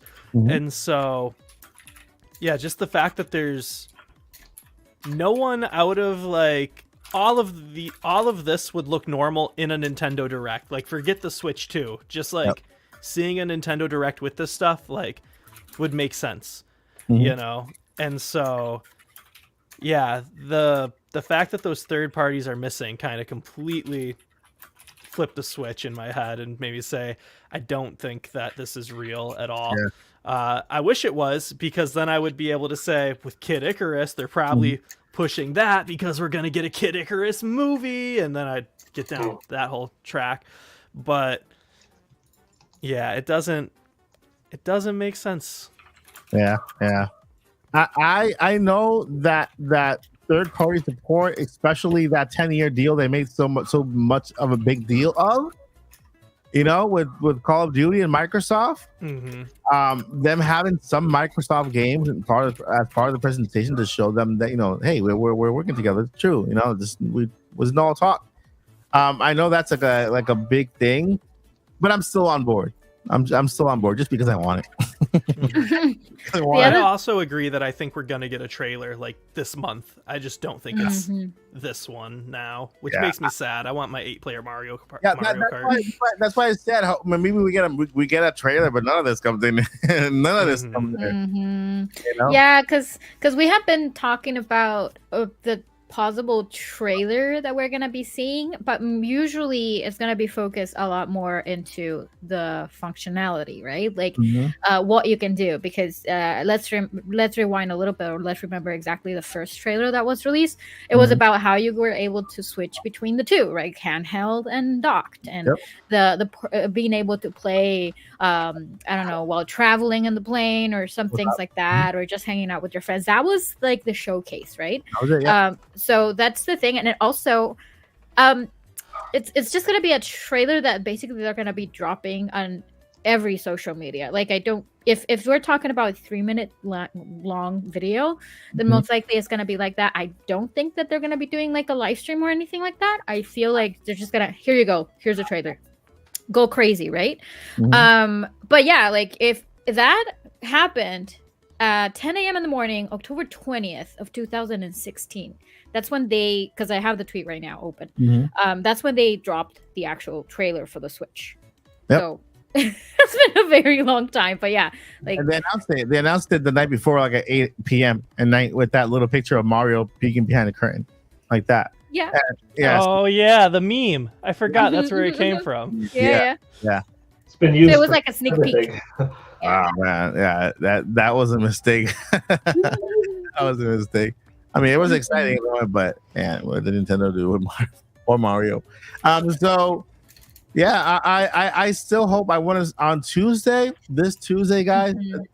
Man, I'm gonna wake up so fast. I'm no video. Okay, no video on Tuesday. Okay, nobody bother me. Nobody call me. I'm gonna be like my eyes on Twitter, just like this, like literally refreshing every single moment. First, because I'm excited, man. I'm excited. It's Mario Party Jamboree. We only have one more game for this year. I'm not counting December and that fitness game. Yeah, I do need to use it. Will I use it? No, I will not use it. It's a fitness game, my friends. It's like I don't even want to do it in my free time. I'm not, video games, So next month we have Mario and Luigi Brothership, and that's going to be the big game of the last game of the year, November. And so after that we have Donkey Kong in January, and I'm just like, what's next, Nintendo? By this time, you should tell us what's coming in January, February, March, April, and May, right? And I know a lot of you out there like, Nintendo, where's Zelda? Where's that Wind Waker? Where's the Twilight Princess? Where's that Joycey with her what is it, the demo, the tech demo? And so that's that, guys. We just right now it is the 18th. It is 10 p.m. How long do we have exactly till Tuesday? Because I want to be coming ready. I'll probably go to sleep now and just sleep till Tuesday and make it. That you will be very well rested if that is the case. All right, so my friends, any last thoughts in the crew? Any last thoughts before we head over to the our amazing chat? You guys been waiting patiently here. I want to answer your questions. So, any last thoughts you guys want to add in there? I to me, the remake for Kid Icarus is what kind of gave it like, not sure. So, you go first, Lily. I was just gonna shout out Boomini because she gave us sent us super chat. Is right on the screen. So, will Ocarina of Time remake come out in 2026 Zelda anniversary or 2028 Ocarina of Time release anniversary? Ocarina of Time remake in 2026. I can see that happening. Or the 2028. I'll go with 2026 because the Legend of Zelda live action movie goes into full production in the first day of shooting. Where's Zach's face? Sorry. No, let me go ahead and hide this right here. The first day of shooting for the live action Zelda movie is January 6th. Okay, the first day of shooting for the live action movie. So give it about 6 months of shooting time, about maybe I would say a year post production, depending on how big they want to take it when it comes to the CGI and effects and the shooting, whatever. I could see that movie coming out in 2026, late 2026, easy, you know. So yeah, that could be if they launched the Ocarina of Time remake alongside the movie, that would be beautiful. And maybe they can even open the theme park for Zelda too around that time too. So. It's just because people are kind of going crazy in the chat. I'm sorry. It's not like an official. Well, it is an official announcement, but there was an image circulating and like everywhere on Zelda's forums and other websites and stuff where they released like it was from film, right? Like just to clarify where we got this information from. It was the official. No, it was official. Yeah, it was official. Like the start shoot date, it was official. No, but what I mean is not something that Nintendo released. That's what I mean. Like, no. It's more like when you go into production dates, and Zach, you can probably give me more information on that. They do have like an actual timeline for when they're going to start shooting, right? So that's what we know. Like, it's not something that Nintendo officially announced saying, "Hey, we're starting production," because that is being handled by the production, and the whole team and everything. And that's something they normally don't announce. Officially announced, like maybe Miyamoto will take to Twitter and say, "Hey, we just started shooting Legend of Zelda." Or Wes Ball, the director, will go to Twitter and say, "Hey, we just started. We're currently working on filming the Legend of Zelda." And with Nintendo and how quiet they are, it depends. You know, we're talking about regular movies here. Nintendo's much more private and quiet with their stuff. With the Mario movie, we didn't even know when they started filming. We just got the release. We just got the cast announcement and the release time period for the movie. So yeah. But just to clarify, everybody that's going crazy in the chat, that's all we know, and that's how it's not like they did like a huge update and giving you information that we know. With them entering production, that means they have a cast. So we should be hearing from the cast very, very soon. And that's to me, that's like Man, that's gonna be exciting. Gonna be exciting. We're gonna have a lot of people upset. Yeah, that's gonna happen no matter what. No matter what, people are gonna be upset no matter what. But it's still exciting. Anybody want to add anything?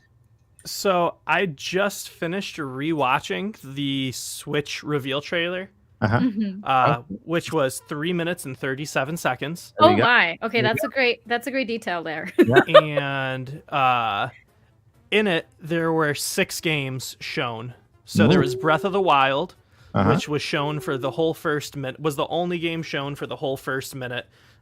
Whether they were in the TV or walking around or at the airport. And what I thought was really funny was when he was at the airport, he put a cartridge in the Switch. And the cartridge, even though they showed a bunch of different games, was just red and said Nintendo.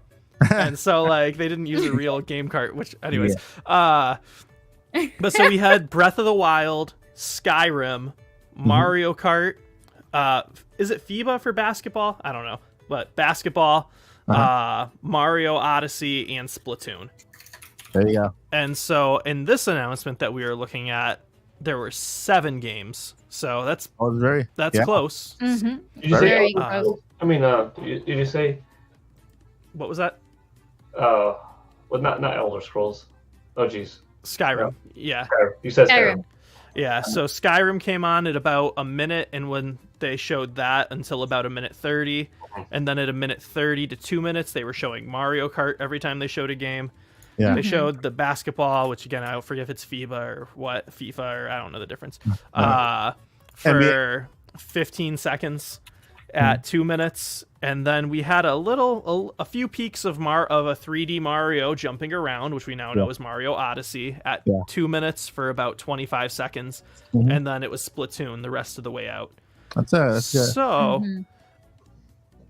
that doesn't like confirm or get rid of anything, but it is a similar lineup, and with the Switch 2 having obviously more developers connected from the get-go, it would make sense that there'd be 1 or 2 more games.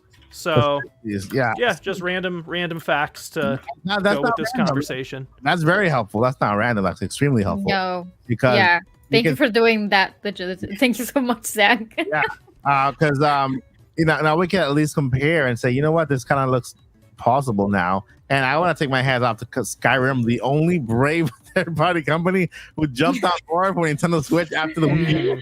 A leap of faith. They took the leap of faith and it paid off for them. So and also too, the whole last almost minute. So Splatoon started showing at about 2:45, and then the trailer ended at 3:37.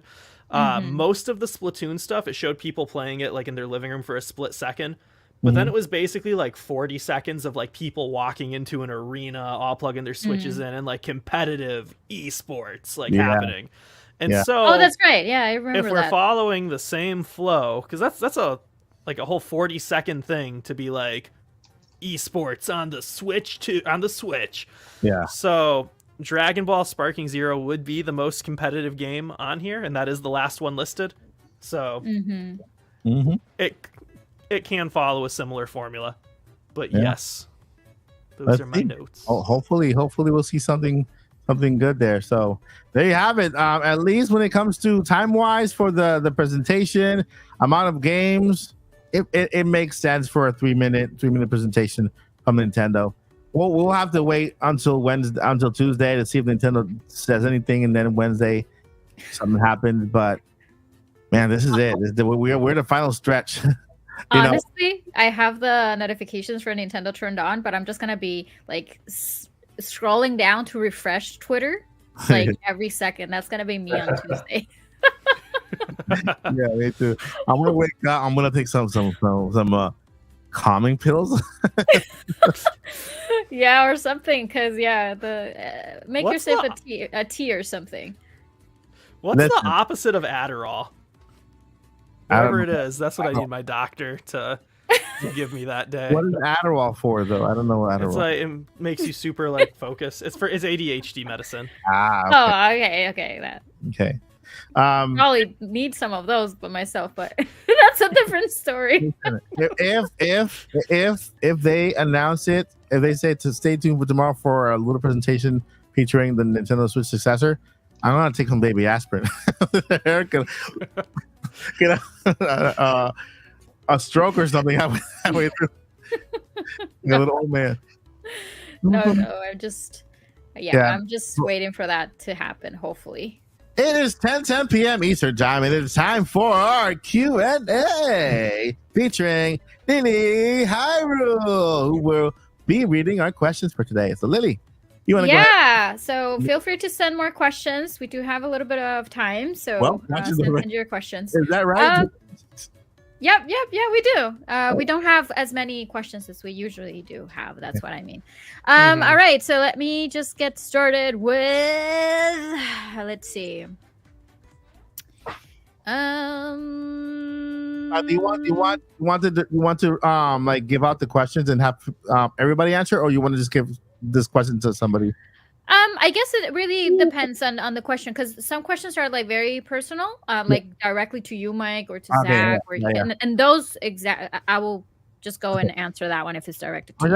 They keep asking for Paul's blood type for some reason. It's super weird. What's that like? You want Paul's blood type? You have to wait for Paul to come to the podcast next week, because we don't have Paul today. We got Chuck Norris. So we have Silo question. What do you guys think of the hinge attachment that will allow you to connect your Switch 1 to your Switch 2? Think DS style. Will that be something that hinge could be possible? So like, are you talking about like to pair on top so you have a dual screen? I wouldn't. It sounds like it. Because that'll be too heavy though. The Switch is kind of heavy. Yeah, I do agree. I do believe that they might have an accessory maybe later on with a flatter screen with that's not that much has not that much weight. Maybe you can put on top for dual screen, but that's just me speculating. But DS style. Yeah, DS style. So yeah. Like opening it. I don't think it's gonna be possible. I think the hardware. I think Switch 2 is gonna be accessory heavy. Heavy. That USB port is gonna be used for a lot of accessories, including Alarmo. Okay, Alarmo is connected to the Switch 2. I can prove it. I cannot right now, but when I get the proof, I'll prove it. All right, that sounds good. Yeah, anybody wants to add anything more about this? Yeah, I remember based on Mike's 3D model that he had, we know that whatever attaches on the top is going to be like at least this wide. Yep. And so because of those knobs the support knobs. Yeah, it looks like a little DS screen, like a DS screen. Yeah, and so I'm very big on second screen. I don't think you'd be able to plug your Switch 1 in directly just because of the heft and whatnot. The thickness. And also, too, I don't know if Switch can be used as an input. I think it can only output through its... So technically, I don't think that might not even be possible. But I think we're going to see a DS style something, and I think you will be able to connect your Switch to it in some way, just not physically. Yeah, Switch 1 has too much junk in its trunk. Yep, I agree. So, Christopher is asking for I'm sorry. Clifford just sent a super chat and it just popped up in the screen. This question is for everyone. Thank you very much, Clifford, for that super chat. When the live action Zelda movie comes out, will anyone dress in any Hyrulean attire as you watch the movie? That is a yes for me automatically. Of course. If you guys follow Lilly on X, and you'll see the beautifully Princess Zelda cosplay. It's one of the best I've seen in a while. So you should go. You should go follow that. So you know she's gonna dress up when I will. Certainly will. What about you, Zach or Paul? What are you going to be dressing as? I'm 100% either. I'm 100% dressing up. I go hard for premieres. The question is, will it be a really all-out Link outfit, or will it be Tingle? I am not positive yet. Yeah, Tingle, yeah. Yeah, because Tingle would be That'd fun. Be funny. But Link would be cool, and I would just love to... And so... It's scaring people out with this. With my skin tone, the only thing I can be is Ganon. So I'll be Good Gan enough. or Gerudo Yeah. with Yeah. pom poms. You know, just like coconuts. You know. Coconuts. You could be a Yep. Goron. You I would mean- rock a Goron. Link, wore a Gerudo outfit, right? Mhm. In Breath of the Wild. But Yes, he did. he also has one in Tears of the Kingdom, but it's a boys one. Mhm. Yep. Right? Yep.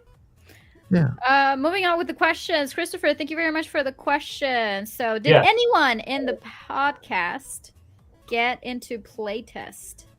No, unfortunately, no. I got people in the community who did, who are going to supply me all the information behind the scenes. Nintendo. So yeah, so I'll be aware of what's happening. Although I did release, check out my last 2-3 videos. They could very well be attached to that playtest. I think it has to do with either streaming a video or streaming games, Nintendo streaming service, or music. You don't know.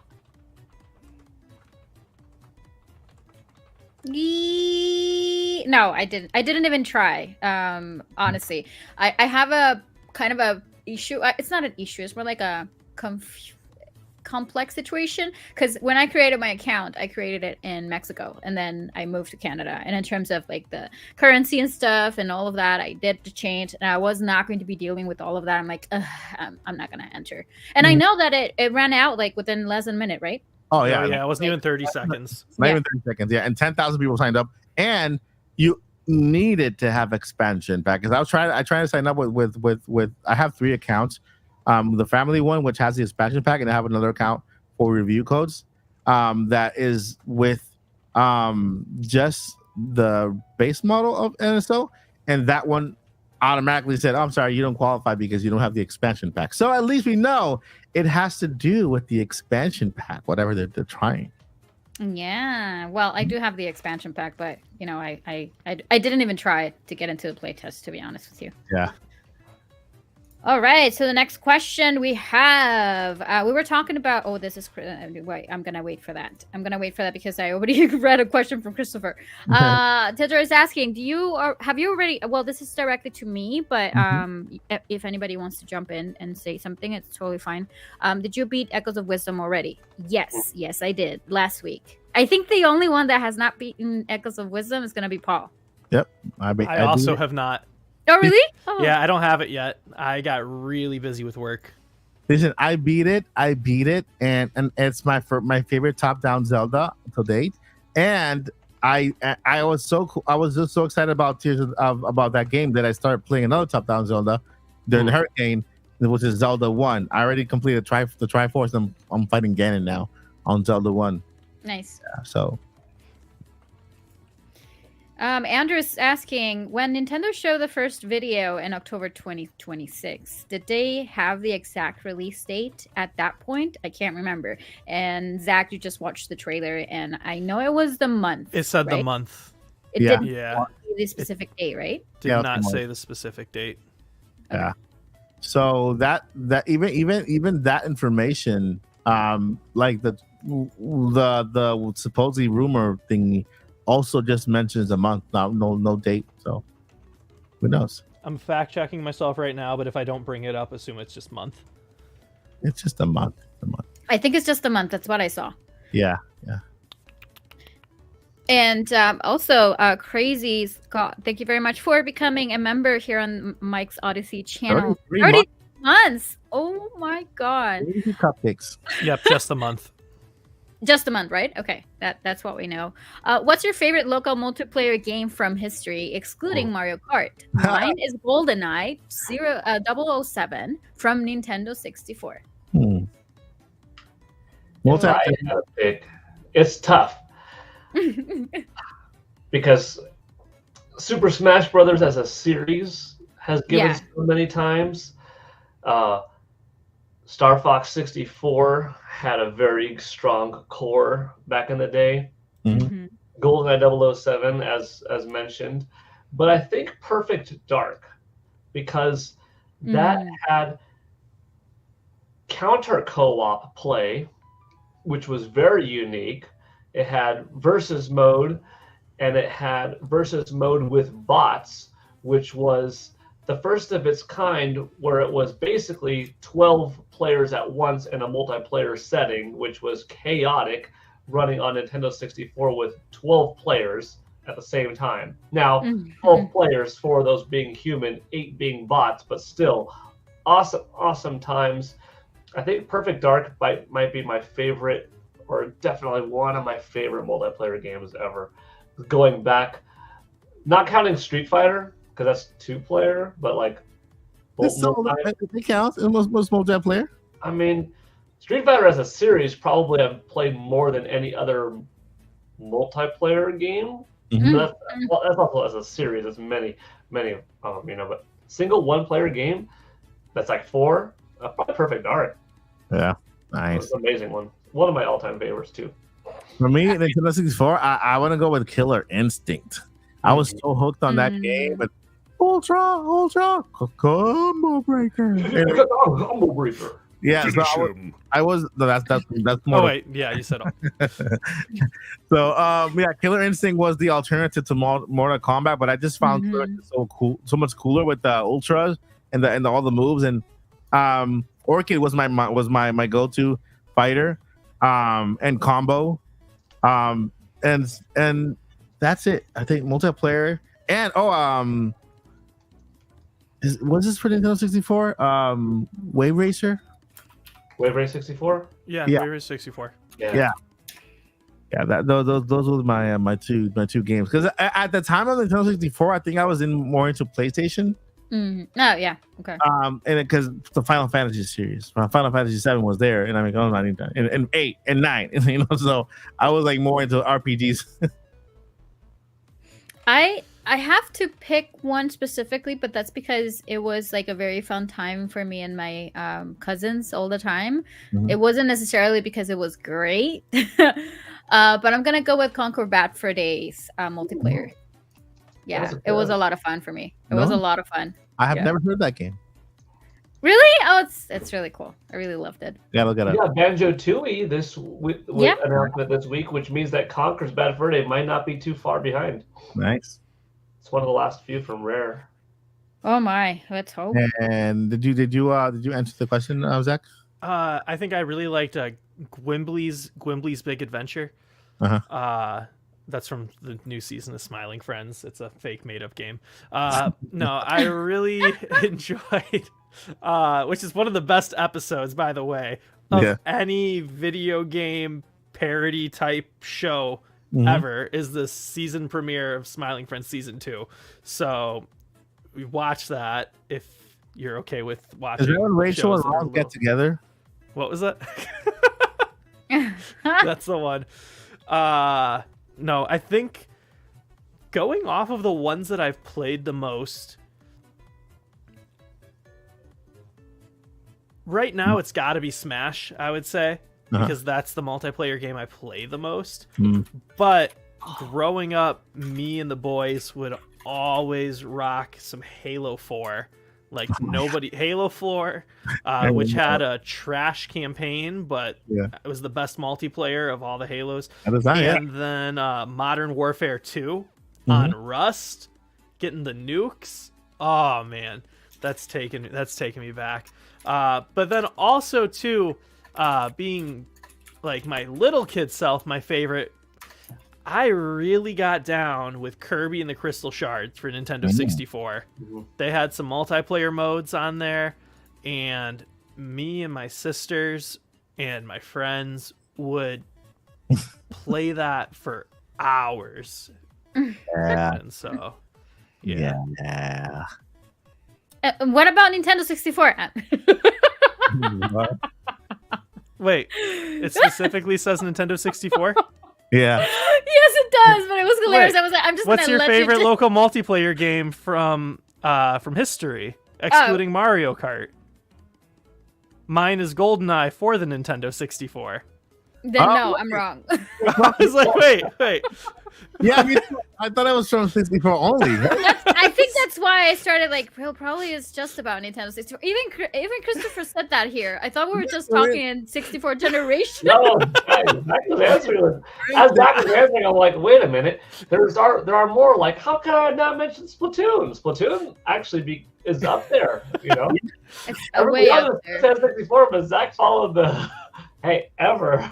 Hey, well, I did say Kirby and the Crystal Shards, which is for Nintendo 64. You're safe. So forget Killer Instinct. I'm going back. Wait a minute. Scratch Zach. The way I got gaslit just now, and like, so I have right here is a teleprompter, which is why I'm able to look straight at you guys. Yeah. But because it's a teleprompter, everything's backwards, so I can't read the text there. And so then here is the actual YouTube video on my monitor, which I don't want to use too much internet since I'm streaming with you guys, and I don't want to get all buggy and slow. And so I have it set at 144p. So like the question is literally just like a green blur. And so I was just like, wait, what does it say? I felt so exposed for like 2.5 seconds. No, but you actually did the other. You correctly. You did the opposite. Christopher, yes, another question for the panel. What do you think is for the next piece of hardware Nintendo will release? I'm thinking a toaster called Toasto. Toastio. A Toastio. Nintentoast. Nintentoast. First of all, let's keep in mind that Nintendo was not making video game consoles specifically when they first started, and they did had a bunch of pieces of hardware for a lot of things. Like even if you go and watch the Nintendo Museum showcase, and there's a bunch of creators that got the opportunity to fly all the way to Japan for the preview and all of that, you will see that Nintendo, in terms of the history of the company, they have worked on many hardware pieces that are not specifically video games or consoles. So I see that happening. Like I see Nintendo releasing other pieces of hardware, not just a console.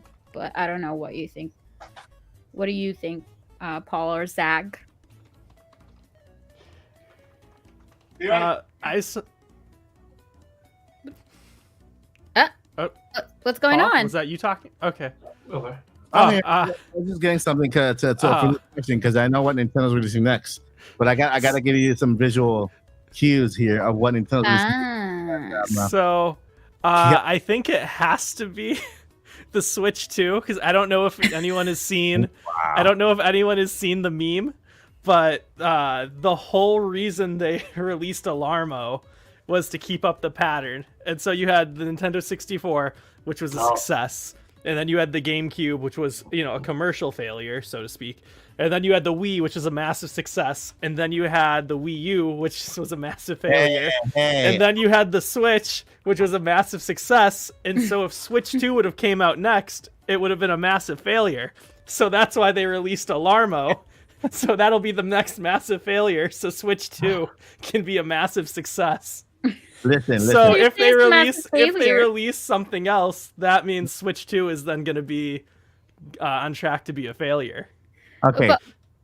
But Paul, you're our numbers guy. Is it really a failure? Or is it too early to know for the Alarmo? Yeah, it's too early to know. Early. Well, I get what Zach's saying because of the joke, the meme, the bump. But no, Alarmo's. I mean, I don't have numbers yet, but it's selling out. Oh yeah, selling out.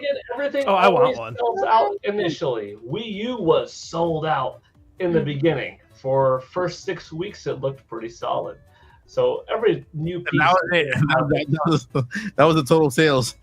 A lot of them were, man.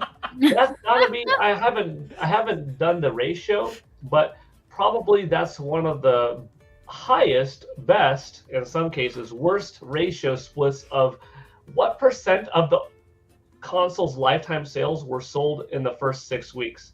Probably Wii U takes that record. Probably like 370,000 out of 13.5 million. Like, what's that split? You know what I mean? Like, probably Nintendo's Wii U has the highest ever. It's gotta be. It's gotta be. But the other question. So no, Alarmo, it's doing well. I mean, it's selling out and it's getting restocked and selling out, and it's a fun device. I mean, I've been enjoying it. But what's the other question? Oh, what's the next Nintendo device that's going to be released that's not Nintendo Switch 2? Like, what other kind of quirky contraption?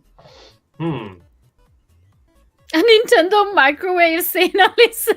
Nintendo microwave. My answer is oh, here you go. It's a Nintendo music player, and this is the only way you could play Nintendo's totally licensed soundtracks, and it'll be an Apple Echo-like device or a Google Home-like Nest device, but it'll be distinctly Nintendo. It'll have its own little screen. It will come with a boatload of songs from different generations. You could download directly to it by the internet, but not through Apple Music, not through YouTube buying any kind of thing. This is how you'll have your Nintendo music that everybody wants Nintendo to unlock, and it'll be through this device, and it will be called the Nintendo Alarmo. Player. It already exists. Alarmo plays music in the background. So they only have to do Alarmo is software. Alarmo is connected to the internet. You know what Alarmo is going to do? Alarmo is going to be the way that Nintendo drops Nintendo Switch 2 announcement. You're going to have a specific Nintendo Switch 2 update, and one morning it's going to go ring, ring. Hey, and it's going to be, well, when am I waking up? What is that? I thought I turned it to Zelda or Mario or Pikmin the night before, and it's going to show up new hardware, Nintendo Switch 2, and it's going to go from a clock to a countdown. 24 hours and counting. Pop, pop, pop, pop, pop, pop. That's what's gonna happen. I still gotta get my answer on that next thing Nintendo's gonna do, and it's gonna be a watch.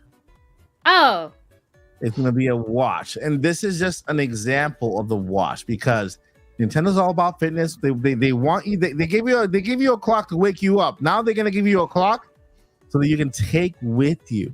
Why do I say this? Because the patent for this clock that just came out, I discovered it 2 years ago, by the way.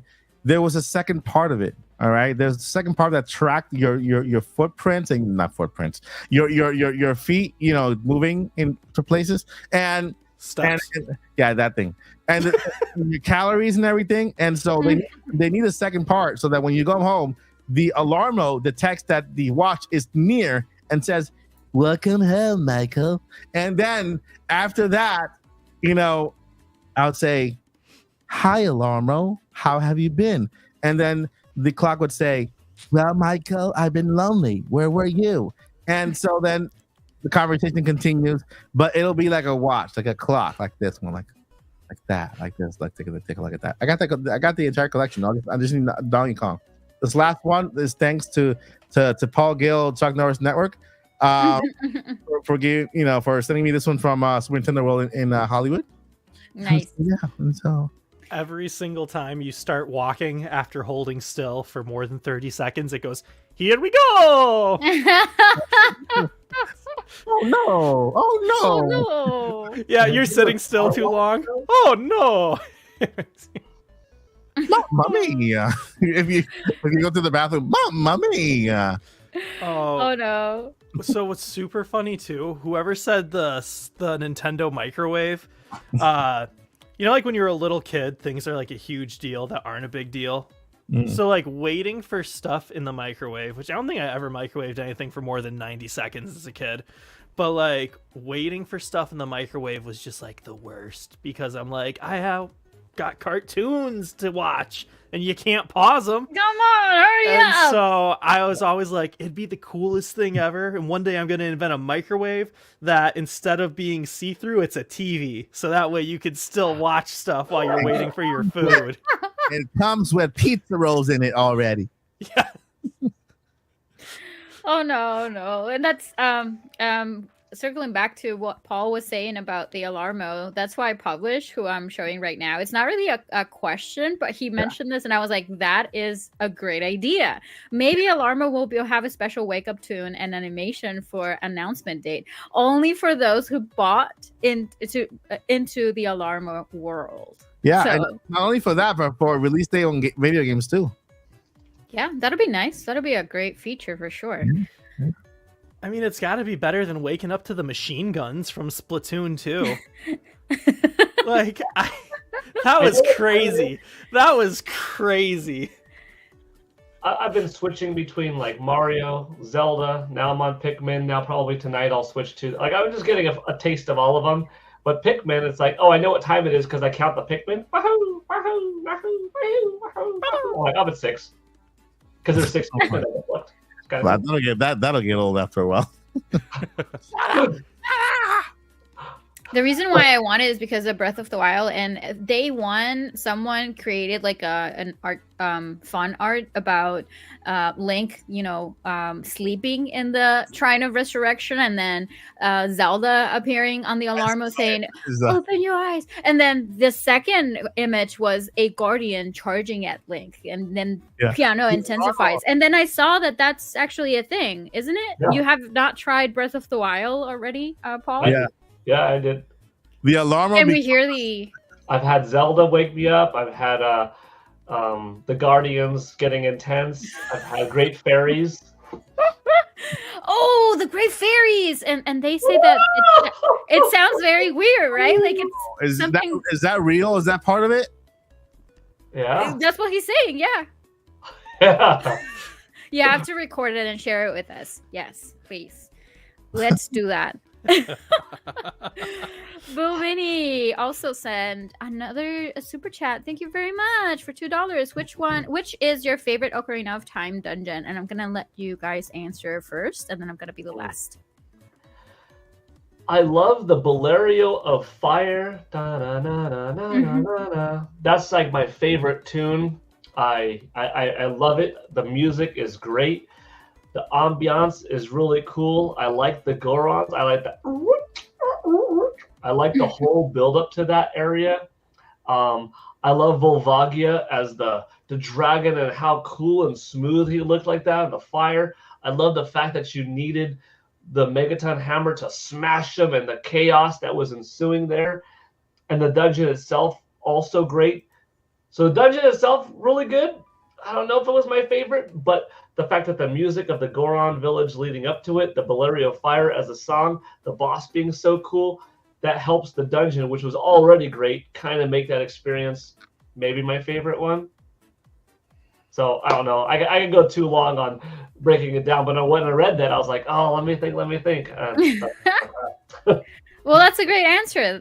Mike, you have not finished the game yet. I've been in dungeons before. I've been in there. Which ones so far? What I'm currently in, the one I'm currently stuck in, that's my least favorite one. The Forest Temple is the first temple, by the way. Oh yeah, the Forest Temple. That's not the first one. I've already been into the whale's mouth for some reason, and then did all that. But those are not they're dungeons, but they're not temples. But yeah, like dungeons. They're very small compared to the temples, I think. But dungeons, right? Dungeons, right? Okay, so it's your least favorite, but which one was your favorite of the three, and not the Forest Temple? Whatever the last one is, because when I get there, I'll Oh, you're stuck in the Forest Temple. You're gonna have fun with the last one. My least favorite temple. The least favorite temple is the Forest Temple. Okay. Fucking a loop. But did you, out of the three, like the stones that could carry going to the Deku Tree or going into Dodongo's Cavern and then Jabu Jabu's Belly, any of those that you prefer? That's what it's called, Jabu's Belly, right? The whale, the ugly whale. Well, with the big eyes and aesthetically challenged. Yeah. Make her return in that because of wisdom. Yeah, she's back actually. Well, the whale. Yep. Oh, that's right. That ugly whale is back in. That is Jabu Jabu. It's even uglier in Echoes of Wisdom. But it's the Lord Jabu Jabu. But anyways, so do you have any favorite between the three that you played? Do you remember? Talking to me? Yes. Jabu Jabu. Jabu Jabu. Okay, Jabu Jabu is your favorite. Okay, got it. The ugly way. And you, Zach? Okay. I have two. One of them is just for nostalgia reasons. The other one's for fun. I gotta go with the Deku Tree for the first one, just because like that's when you're really getting into it, you know. I'll change mine to Deku Tree. Yeah, and then you get your weapons, or you get the bow and arrow, right? Yeah. For the Deku Tree, yeah, and like and the Deku Tree is the slingshot. Slingshot, yeah, and like it's the only weapon that you can use as a child. As soon as you get the slingshot, it's like, whoa, yeah, I can do so much more now. But no, the most fun one for me has got to be the water temple. Oh, everybody's gonna hate you. Yeah, I've always loved the water temple. People complain about it. It's just like hashtag get good. No, I'm just kidding. No, I agree with you. Like I don't think it's my fun. favorite, but it's a lot of fun. Once you learn the patterns and how to play it, it's very fun. But yeah, it's the least favorite within the Zelda community. You're playing the 3D version, right, Mike? Yep, I am. Okay, then you should be good, because they kind of fixed it. They fixed it, so it's gonna be a lot easier for you to navigate. In the 64, though, it's a complete mess. Like if you don't know where to find the keys, you're just completely stuck and forever. Like, yeah, it's hard for you to find the actual keys. But yeah, Water Temple, good. Okay, even and the mini boss is one of the greatest, actually. Yeah, so good. Yeah. Yep. Nice. I'm gonna go with the Shadow Temple. Shadow Temple has always been my favorite, because I have this very dark side in a way that I really like. Like I grew up with Nightmare Before Christmas, so I like creepy things sometimes. So that earring, I like that, the whole build up that they have, like that Link needs to fight against very terrifying monsters and going into very eerie plays and getting all the puzzles, and you feel the dread throughout the entire, and not just with the temple itself, but also with the well and going into the dungeon in the well and your young Link and stuff like that. I just love the whole scenery, and I think that when everything is happening as well, there is this scene that really it was very impressive for me the first time when I saw it, and that was when Sheik protects Link when the shadow approached him. I mean, the other way around. Link protects Sheik, and then he pretty much had a very hard time with the shadow within the Shadow Temple. He literally gets beaten just by protecting Sheik, right? So I really like that, because that wasn't really something that you were seeing back in the day with Nintendo 64. Like the animations were very limited back in the day and stuff, but seeing the expression, Link's face and everything, and also how Sheik was kind of talking and trying to yell at him like, don't do it, like stop, that happens within less than a minute, and that was super impactful for me when I was growing up. So I was like, yeah, I really like the whole build up in the Shadow Temple. Plus Boingo Bongo is kind of a my favorite boss as well. It's very fun to be playing with him with the bow and everything. So yeah, that's my favorite one. 100%. Was terrifying when I was little. Yeah. Oh my gosh, that was traumatizing at the time. It's so funny. It's like, oh, 4 triangles. Like you look back now and you're like, this, like, I'm pretty sure I made better things like with Play-Doh in kindergarten, like more realistic than what the video games were, but they were so immersive and so terrifying back then. And football games would come out and be like, this is the most real thing I've ever, they can't even improve the graphics after this. And like the whole time they look like, yeah, that's what it was. It's weird how much our eyes have changed and evolved over the years. Because I remember being in high school when we were getting pictures of WWF No Mercy for Nintendo 64. And I had a picture that I was in the high school computer lab opening it up. And it probably was of like The Rock, or maybe The Rock and Austin facing off.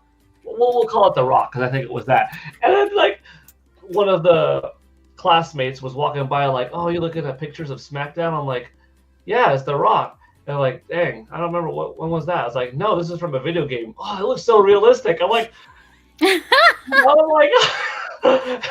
nobody would misidentify you looking at a screenshot of The Rock from the 2000 build WWF No Mercy for Nintendo 64 here in 2024 and walk by and say, hey there, Paul, so what are you looking at? Last night's SmackDown when The Rock was the guest star? No, but back then, somehow, when you were growing up with the era and new media was coming out and that new media was reflecting at the time when it looked really good, and I was like, yeah, it is. No, I'm just kidding. It's from No Mercy. Oh, that's a new game coming out. Like, but that's a core memory, and they're like, dang, how did we used to see things? I'm not gonna say names, but you just reminded me of something that happened. Like, someone was watching a football game, football or soccer. Not American football, but more like soccer, right? And they were watching it, and then everybody was paying attention to it on YouTube, and then all of a sudden, someone's go and say, "Do you realize you're actually watching a FIFA game, right?" It's like, what? They thought they were actually watching the game. But they were watching the FIFA game. My grandma used to watch me play Tony Hawk's Pro Skater 3 on Nintendo GameCube. That was a launch title for GameCube in 2001. Now, to be fair, she was older. Okay, so that also plays into eyesight not as good, not as good as technology. But she was watching the TV while I'm playing with my, GameCube controller over here. It was like, is that you in there? I'm like, yeah, this is, Mom and Dad recorded me at the skate park playing. It's like, you're really good. Be careful, don't get hurt. Aww. She thought these 2001 polygons were real, ball. First of all, no way can I move like that. But they're like but that's actually sweet in a way. I remember when for Christmas I got Madden 2003 on the PlayStation 2, and me and my dad, my dad got it for Christmas, and we were going to play it, but instead we just let the intro thing that had the commentators in the booth and stuff. We let that play 6 or 7 times in a row, and we were just watching. We were just like, and my dad was just, and we were just like, you can't even tell the difference. This literally looks like real life. Which one did you say again? I think it was 2003. It might have been 2004. So something that came out around August of 2002-ish, I guess, if it was that one. 22 years ago. And you would look at that now and play that with your son these days or daughter these days or whatever, wait, what? So funny. It's amazing. All right, next question. So Giant, it spawned a lot more than we anticipated. Yep. Giant Lion, thank you. Well, this is something that we have already kind of discussed very briefly, but so will they announce this day one day in advance or two? Also, do you guys think that this will be a direct plus the reveal or just a brief intro with the reveal? So we have been mentioning that, but very quickly. Best case scenario, I would say it will be one day and just the trailer. Best case scenario, we get a direct, and at the end they reveal the system. That's what I'm saying. Worst, well, there's no worst case scenario. If they reveal it, it'll be one day, and then best case scenario, Nintendo Direct, and at the end they reveal the system. Yep. I think that one day, and just an image, and then the trailer. That's pretty much it. And then afterwards, we're gonna get a bunch of directs out probably next year about it. So, anyone else wants to add anything? I agree. Yay! Okay. Thank you very much for that question. Andrew, this is a question directly for me. I'm sorry. It just started Skyward Sword HD, never played it on the Wii. Not been able to jump, and the way the camera works is driving me nuts. It seems like it's a very much a Wii game trying to get into. But for Skyward Sword HD, I never actually experienced any problems with the camera per se. Also, a lot of the controllers were kind of, fixed. So you don't have to play with the motion control. You can play with the actual controller. If you had any problems, Mike, were you playing it with the controller, or you were playing with the Joy-Cons? Or it doesn't really matter? I'm currently playing with my PS5 controllers. Ah, okay. Yeah, I got a modded Wii U. So I only modded it so that I can play with any controller. Because I don't want to play with the gamepad. I want to play with my own controller. So. Oh, but you are playing the original one. Okay, that's why. No, he's talking about the Skyward Sword HD. Yeah, on Wii U. On Wii U. Oh, Skyward Sword. Sorry. No. Sorry about Wind Waker. No. Yeah. Oh, yeah, Skyward Sword. I do not like the controllers. I don't like it. Did you use the regular controllers or the motion controls? No, I use the Pro controller? This. Okay. And then you have to kind of use this little thingy here to kind of to use the sword. The camera? Or okay, yeah, I see.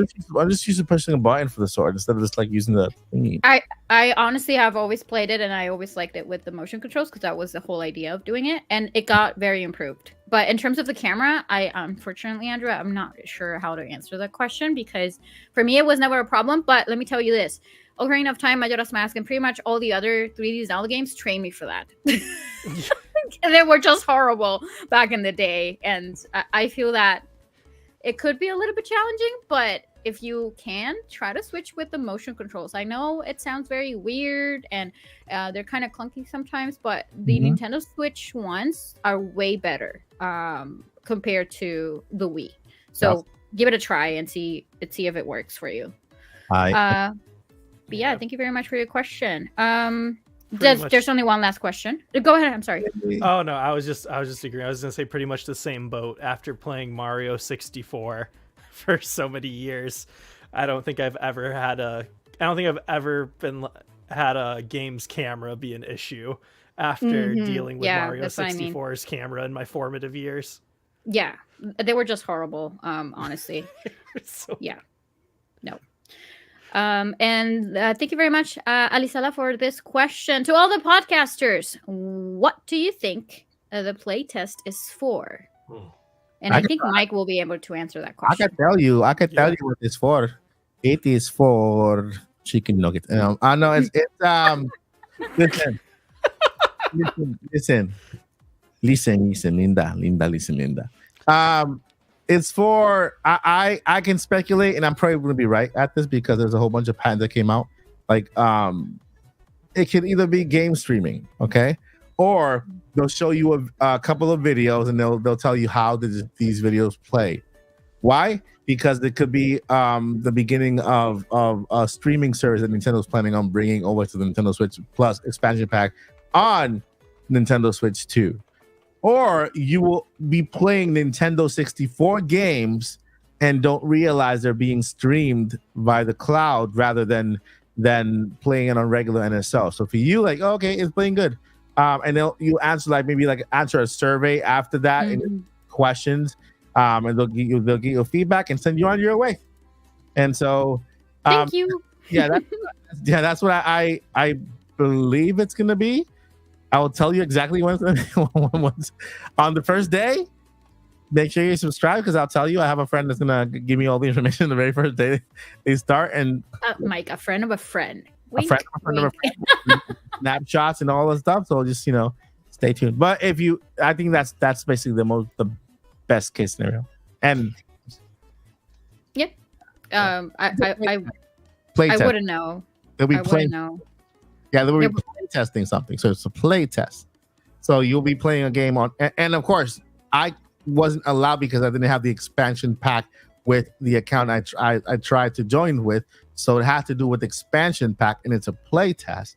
So it has to be, they're not going to give anybody GameCube games. Don't worry, because that's going to leak in 2 seconds. They're going to use games that are already out there, but maybe have you download something separately and then play the games through there so that they can monitor your feedback and everything. So if they ask you to download something, whoever is part of it, you heard it here first. It was me. There you go. Got the exclusive. What do you think, Zach? I agree, but I think the important question is, do we think Nintendo, because Nintendo is making everybody agree to an NDA as part of the playtest. Yeah, that's what I heard. That's true. So it's a cute just mug. Nintendo being Nintendo, I just imagine like it's empty. 500 teenagers getting sued next week for spoiling the playtest, for breaking their NDA. Seriously, you want to ask 10,000 teenagers to keep a secret? It's not gonna happen. No. But I also believe it's gonna be something very quick, like you said. Like, thank you and be on your way. And also, they're gonna be very careful not to give away too much. Like, they just want the input. Yeah, they want the data. Yeah. Yeah. Oh, they just made us play N64 games, but there's something behind that. So yeah, exactly. I do agree. Yeah. Nothing what it is could be too big, because they wouldn't make it 10,000 people when they know someone's going to leak it. But it can't be nothing that's not too cool. Otherwise, they wouldn't have this, and they would just be doing it internally amongst their own team of a couple thousand employees. Yeah, yeah. The best way to do it is have them if they're testing a streaming service or game streaming. Just give them games they've been playing already that are already out via the cloud, so that they're not they think they're playing games that are NSO. Oh well, we're playing NSO games from Nintendo 64, but using a different app. Why is that? Yep, I agree. And there's one last question that popped in from Boo Mini. Question for the panel: could there be a podcast in the future where you guys do a deep dive into each Zelda game and the story of your own interpretations of what took place, etc.? I think so. Yes, I want to say yes. I'm gonna say yes, of course. As soon as I finish playing all those other games, I'm gonna say yes. I'm actually on. That's why I finished playing Echoes of Wisdom and then started with Zelda. Although I've already played that game, because I'm gonna continue with Zelda 2. Although I don't want to play that game. That sucks. And then I'm gonna continue to A Link to the Past, and then all the top-down Zeldas, and then the other ones. So hopefully when I'm done, we're gonna have that episode. It's gonna be a big episode. All right. Zach said yes. Paul also said yes. And it's going to be a lot of episodes. Automatic yes. Chuck Norris with Goguru says yes. Yep. Absolutely. We're going to have that soon, I guess. All right. And that's pretty much all of the questions. Thank you, everybody who sent their questions. All right, my friends. Thank you so much, Lily, for directing the Q&A portion. And guess what, my friends? We have reached the end of the cast. So sad, but we're only a couple of days away from Tuesday to find out whether our wildest dreams will be true, or will be like just like feeling so down and so depressed and eating cheesecake. All right, so without further ado, let me go ahead and introduce the cast that made it all possible on the Nintopics Podcast, Friday, October 18. Let's do a little headbutt. Wait, my neck. Have you seen the Saturday Night Live with Will Ferrell and the cowbell? What is love? Oh, the cowbell. Tuck.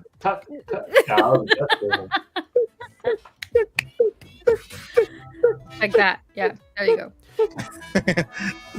I have a fever, and the only prescription is more cowbell. So, without further ado, I'm going to go ahead and send it over to Lily. Lily, where can we find you? And what do you have going on this week?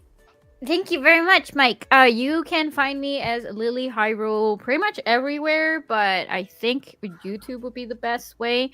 I am dropping tomorrow a new video. I'm going to be talking about all the other games that you can play as Princess Zelda. It has to do with Echoes of Wisdom. Nice. I'm very 100% sure that most of you are going to know the answer, but I think it was a lot of fun for me to work on that video, circling back to all the other games. They are non-canon games as well, so it's going to be very very interesting. I am also going to be streaming Echoes of Wisdom tomorrow. I am going to be trying to complete 100% on the game. This is part number 1. Of course, I'm going to continue probably next week because it's going to take me several live streams for me to complete 100% on the game. Although I did complete most of the rifts and a lot of the things and, echoes and stuff like that, but I do want to get 100% on the game. Tuesday, I'll be continuing with my Zelda marathon. It's going to be... I keep confusing them. Oracle of Seasons is the one I'm playing. But yeah, if you want to tune in, that's also on Tuesday. And that's all I have for the rest of probably next week. So yeah, I hope to see you there, guys. Thank you so much. So I'm just dancing here. I'm just dancing to the tune. All right. Thank you. Copying how the Goombas rock in the Mario movie. The old one. Thank you, Lily. Over to Zach, the haircut. Attack. What do you got going on, Zach? I got a pretty busy weekend, pretty chill week, which I'm looking forward to. I'm filming a bougie baptism, which I didn't know was a thing, but I'm filming a bougie baptism tomorrow, so that'll be fun. Filming something Sunday, I forget what, and then just editing a couple movies during the week, and I'm looking forward to it. Nice. Do you have anything going on the channel? Not particularly. I've mostly been stockpiling videos. That's why we were talking about like a Zelda podcast to talk about everything. I was like, I have like 7 video essays recorded just about Ocarina of Time that are like 15 minutes each. Wait a minute, you release them at once. But yeah, so I'm mostly just stockpiling content for 2025. That's good, like a squirrel. All right. So, over to Paul, the Chuck Norris Guild Network. What's up, Paul? Where can we find you? On YouTube and on X. On YouTube, recently I put up a couple of videos. One was an unboxing video of Meta Ridley from First Four Figures. Specifically, they made the statue of Meta Ridley from Metroid Prime. So if you're interested in how does the statue look like, he's actually off to my side, and he's giant. I mean, it's the biggest statue I own. Not the heaviest, but it just takes up the most height and width because his wingspan is insane. So that's a fun unboxing video. And I did an unboxing and impressions video of Alarmo, which if you're on the fence or curious what it's like or what are my first impressions, there's a video on that on YouTube. Over on X recently, I put up Famitsu weekly sales, which I do every Thursday. And I put up something kind of unique a couple of days ago on the 16th, Wednesday. 2 clips from 2007 showing 2 very different sides of my interest. One was me in 2007 going and demoing Super Mario Galaxy at an event before the game came out. And the other video was of me doing a martial arts demonstrations, just how video games and martial arts have run parallel in my life for years.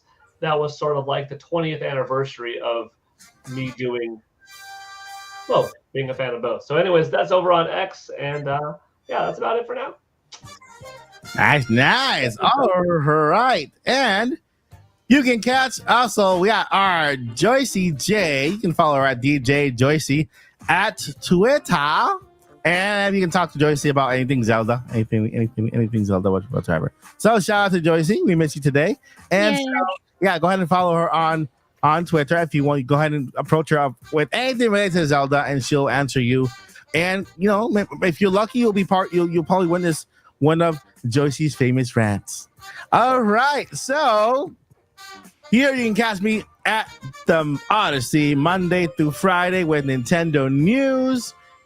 We got the podcast going here, the Nintopics podcast every Friday night. I'm about to release a new episode of the Nintopics podcast. Yes, this is the Nintopics podcast.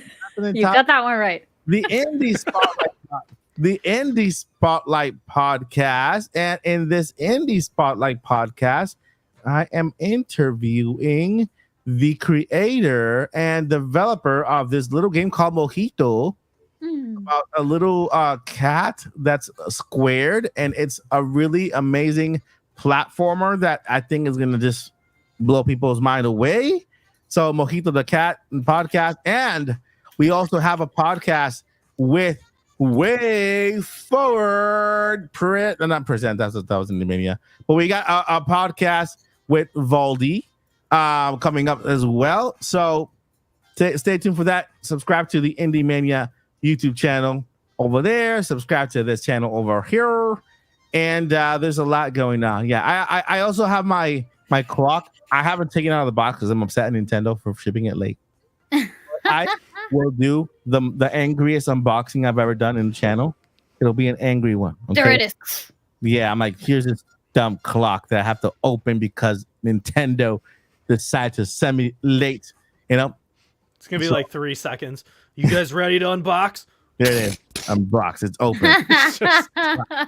Later. All right. And there's a lot more going on. But we'll talk about it later on. With that, my friends, thank you so much for being part of today's Nintopics podcast.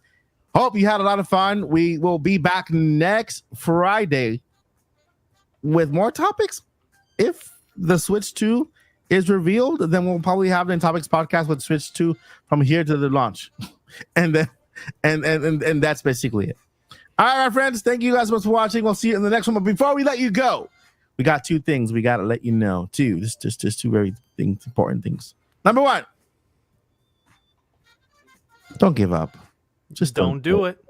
It's not worth giving up. We need you.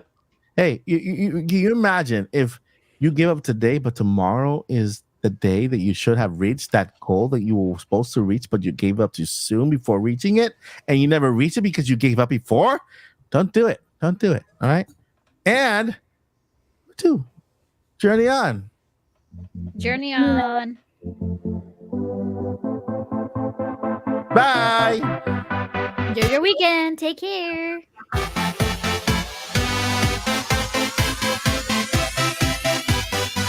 I'm gonna steal Zach's thing.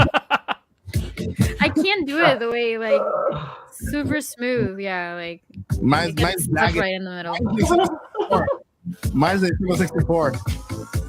We'll probably do it with the hands. I think it's better.